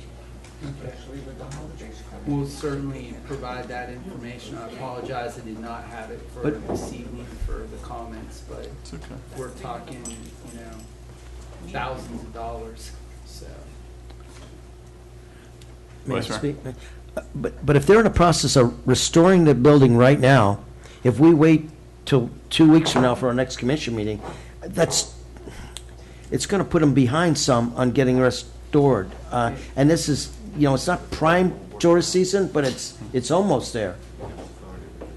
Can't we do a temporary thing until we get more information and give them the? Well, it's actually 1 month till your next city commission meeting. Oh, So well, we by don't wanna then, wait they'll on no longer need the dumpsters for demolition. Yeah, and it is a little bit of a late request on their part, but after discussing it with Andy, I thought it was important to bring it to the attention of the city commission.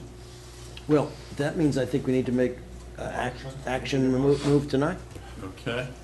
Subject to the necessary requirements, restrictions, and protections that we deem appropriate. If you can make that motion, we'll go ahead. I'll make the motion.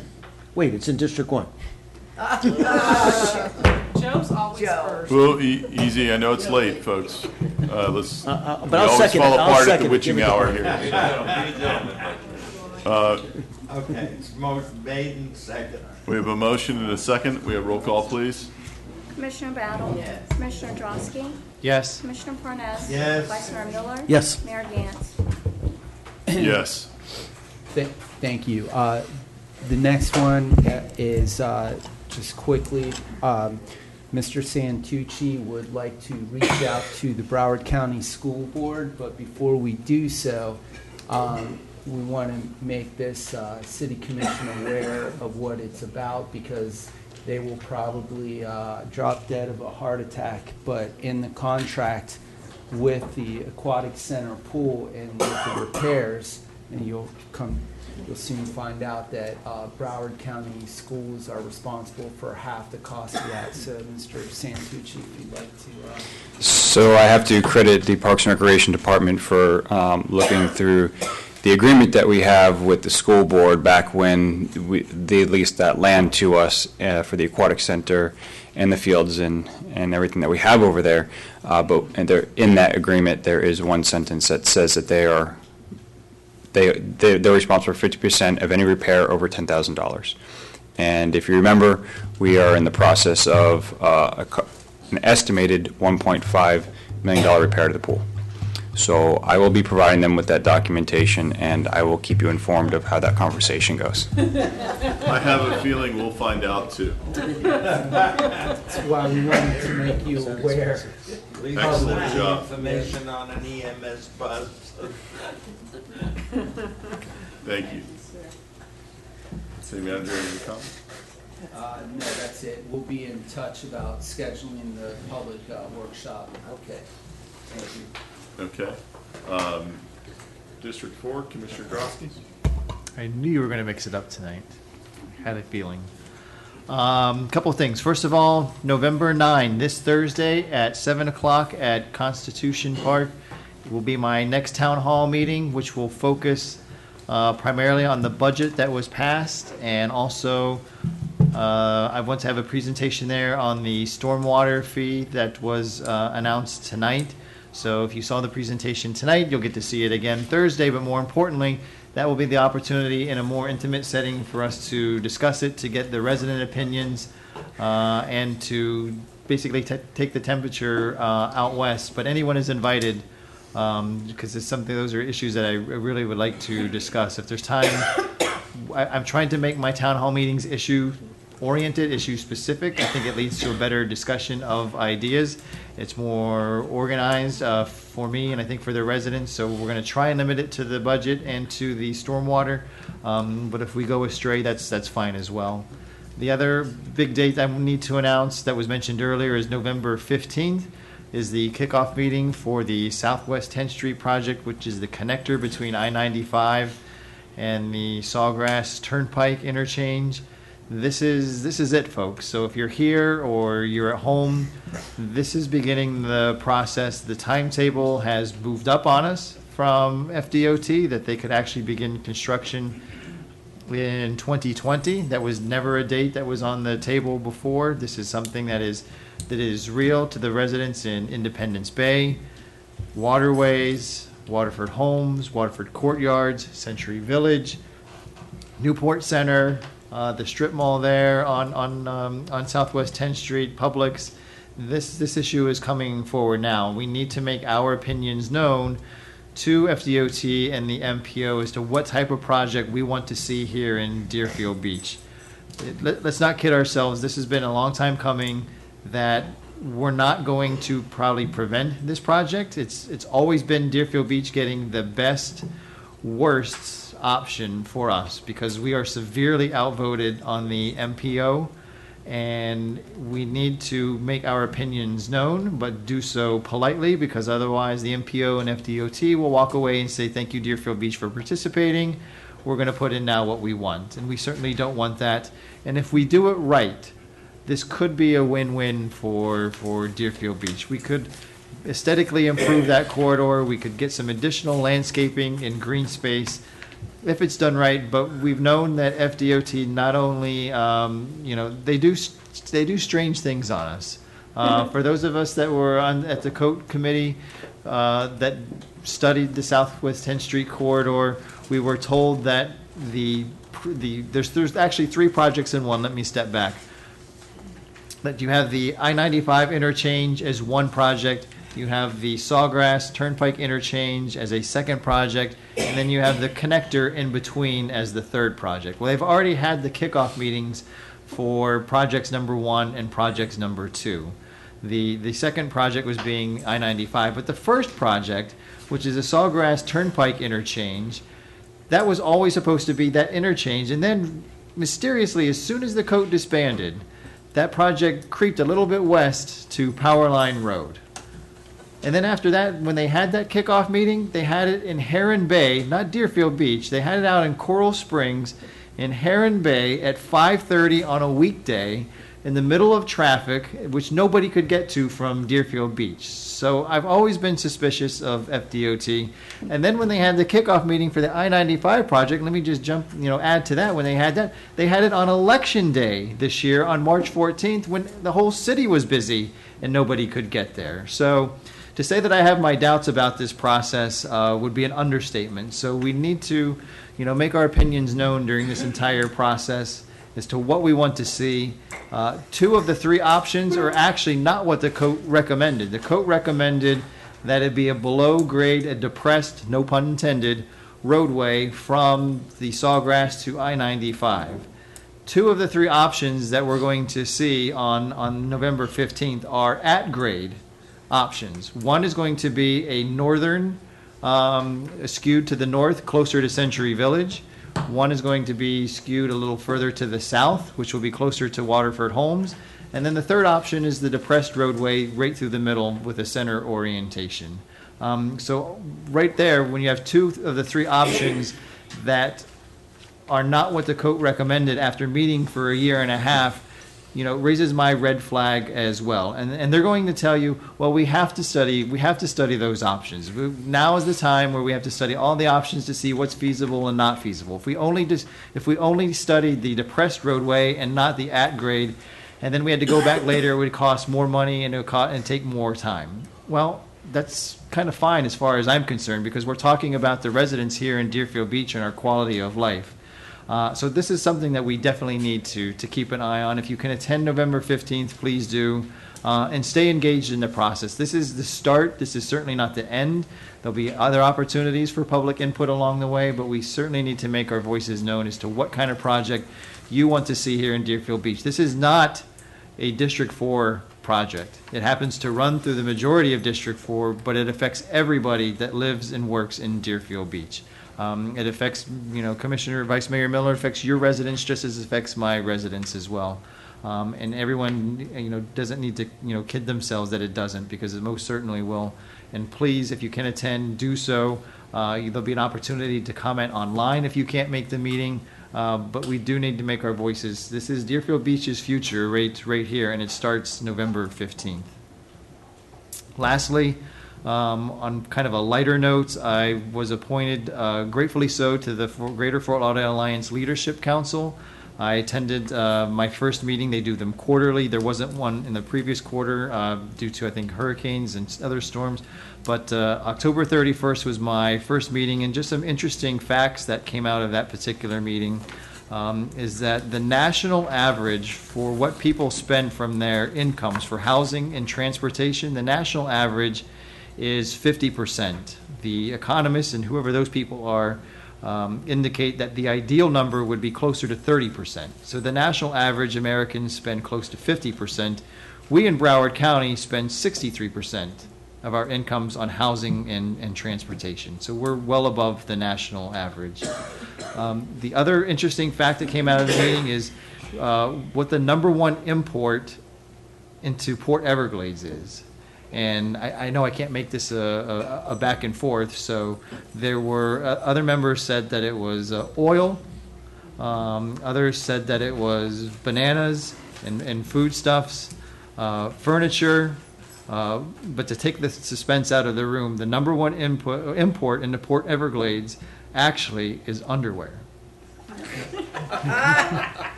Believe it or not. And I leave you with that thought for the night. Thank you, Commissioner. Commissioner Parnas.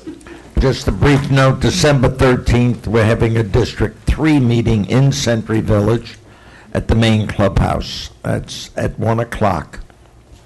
Anybody who would like to attend, please do. Thank you. Thank you. Commissioner Battle? Couple of things. District 2 meeting, November 21st at the Hillsborough Community Center, 7 o'clock. Please note, this is a change. Usually it's at Oviedo McKeithen. This November meeting will be at the Hillsborough Community Center at 7 o'clock.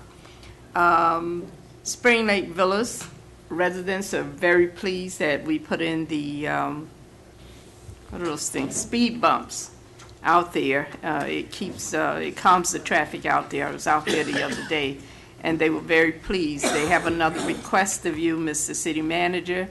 It seems as if Deerfield Landings, which has been building out there for quite a number of months or years, have a dumpster that's broken the pipes out there, and they can't water their grass. So and they are not emptying the dumpster. So if we could make sure that that dumpster gets emptied, so that they can get in and repair their sprinkler system, I would appreciate it. On another note, we have several veterans in this city, to the extent that we have 2 Legion halls, Post 287 and Post 162.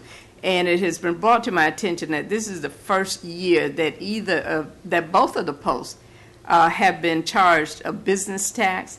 They are exempt from federal taxes, state taxes, and everything else. Could we look into the possibility of exempting them from the business tax? I know at Post 287 what their tax was, because I had some people to pay it for them. It was only $58 for the year. But even that for those groups of veterans is a hardship. So I'd like for you to look into exempting them from the Deerfield Beach business tax, if you would, please. Thank you. Oh, one other note. It's beginning to be the season of giving, and Thanksgiving is right around the country, right around the corner. Yes, right around the country. There are a lot of people who are still suffering from, even before Hurricane Irma. So if you can give, I ask that you please give to your favorite organization. We do have Mr. Scott, I see, sitting in the ordinance, and I believe he and his people each year feed more than 500 people on Thanksgiving. So if you can give a turkey, or if you can give whatever you can give to wherever, I ask that you do that. Thank you. Thank you, Commissioner. Vice Mayor Miller? Very briefly, I want to commend BSO Police for apprehending that ring of people that are breaking into cars, flipping the door handles, and what did they arrest? 6, was it, Chief? 5, 6. So that's a positive in our city.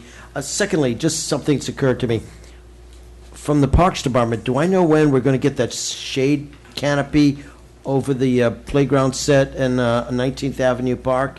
Southeast 19th Avenue. That's been gone way before Irma, probably over 6 months. It seems like an inordinate long time to not have a shade feature. So just bring it up. I'm good. I'll certainly give you that answer. I don't need the answer, I just need it up. Yeah. Is that it, Vice Mayor? I'm good. Okay, thank you. Just to try to address the situation we had with the gentleman from the tax company, our code is pretty clear that there really isn't a remedy for, it's banned when it comes to human commercial signs. But one of the things we did in the past when the economy was slow that we proposed and brought forward was, and put in place for several years, was a temporary sign ordinance.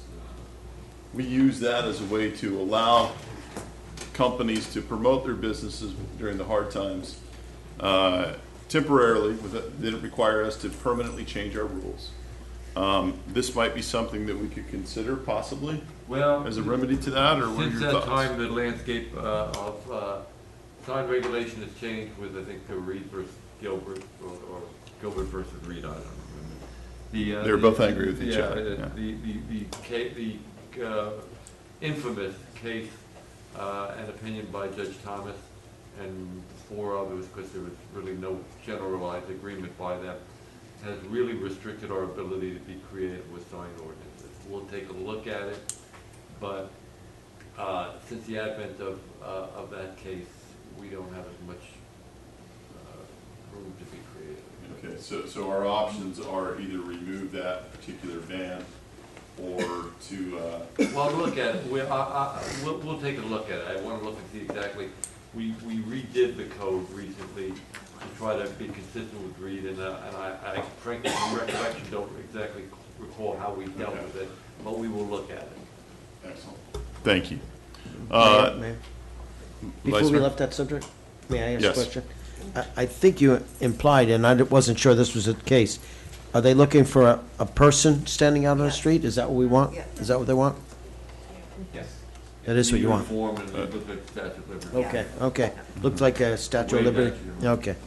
Yes, and realize that whatever changes we make, Yeah, it's it's not, not just gonna it's be not for them. exclusive to tax season, tax companies, or the Statue of Liberty. Everybody for a certain period of time. You get Yeah. dinosaurs and you get everything. Well, holiday, we can make a case holiday time. Yeah, well, if we can get away with just dinosaurs and the Statue of Liberty, we'd be lucky, but I have a feeling that we would be opening up Pandora's box, unfortunately.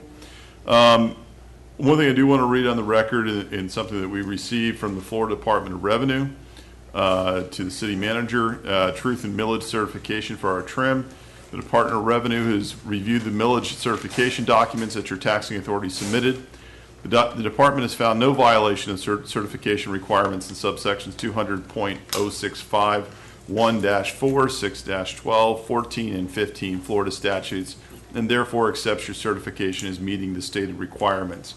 The department has also reviewed the maximum millage levy calculation final disclosure documents your taxing authority submitted. The department's review included documents relating to the millage levying processes and the total taxes levied by your principal taxing authority in any dependent special districts and MSTUs for counties. Based on these documents, the department has determined that your taxing authority is in compliance with the maximum total taxes levied requirements, thus the maximum millage levy requirements of section 200.065, parentheses 5, Florida statutes. Sincerely, Dr. Maurice M. Gogarty, the Director for Property Tax Oversight and Program. So I just want to have that in the record. I know there's some questions regarding our trend notices and our the way we were taxing. The other thing is, it is Veterans Day this week, and I do want to recognize, and as Commissioner Battle pointed out, there are many veterans. And if there are any veterans out there tonight, can you please stand? Thank you.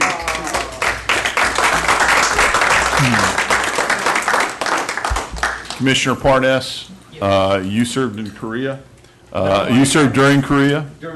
During Korea. Vietnam. Commissioner Miller, you served during the Vietnam era. And our Assistant City Manager, Mr. Santucci, is he here? He served as well. So thank you very much for all of us for everything that you have done. So thank you for your service to our country and to everything that you're doing for us now. So thank you very much. There is one other thing as far as the rash of break-ins that we've had when it comes to cars. BSO's done a great job, and they broke up 2 bands of criminals, and one group at one time and another group just recently. The best thing we can tell all of you out there is please lock your doors and keep your valuables inside. I've been to way too many homeowners association meetings in the last 2 months all across this city in which we have people that are leaving guns in their car that are having them stolen, leaving computers, purses, whatever the case may be. And I've seen the videotapes of people from the security cameras where they come by in the middle of the night, they're dropped off in a car, they check the doors, they just flip handles. They flip handles and they go up and down the blocks and they do that. And when they find them, they hit them. And they're brazen. They are brazen without a doubt. If you've got a security camera out front, they don't care. As a matter of fact, they've given the one-finger salute to one of the cameras that I saw in which they were actually breaking in. So, do yourselves a favor, your neighbors a favor.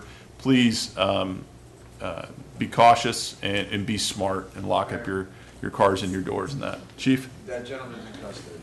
Pardon? The one finger salute's in custody. He is. Good. Salute him back. Tell him I salute him back, yes, yes. Tell him congratulations, that's great. You may want to have the chief just address what the new Chief? trend is in theft. If you could talk about the new trend in theft, not that we want anybody to encourage anybody to participate in it, but yeah. Airbags? Oh, okay. Yeah, if you have a Honda, Civic, or Accord, make sure you definitely lock your car. The new trend is they're stealing airbags everywhere from South Florida up to Palm Beach. They're stealing airbags out of your car. They just cut the middle of your horn, take out the airbags. And the other night we had 27 stolen from Deerfield in one night. So Hollywood's got them, Palm Beach has got them, Coconut Creek has them. So it's a trend right now. They're working on it. They have 2 groups out of Miami that they're tracking. They believe they're going out of the port. So they're working on that now. Jeez. Thank you. Thank you. And for those of you who had questions and concerns tonight, we're trying to answer as many of those that you have and bringing them forward. I appreciate them. We don't always appreciate the tone sometimes, but we do appreciate the questions. So we try to get as many of them answered as possible. But just keep in mind, you don't have to wait just for this meeting to ask your questions. There are many people that do that during the week that come forward. We're all accessible. It's very easy to get a hold of us. So I encourage everybody to do that if you have questions or concerns, and not just waiting until these meetings to express them. So, thank you. Make a motion to adjourn. We have a motion to adjourn. Meeting adjourned. Oh, my God.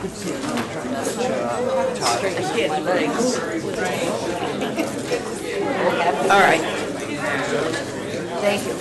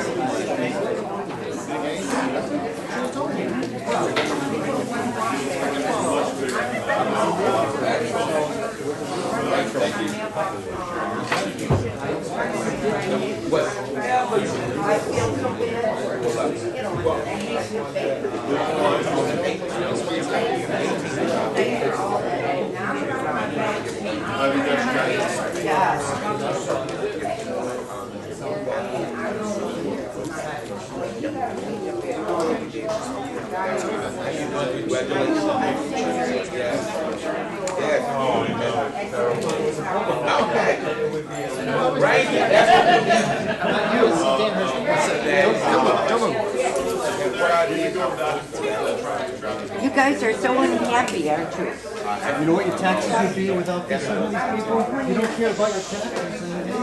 Good for you. You can pay mine. How's that? Oh, I'm rich. Good.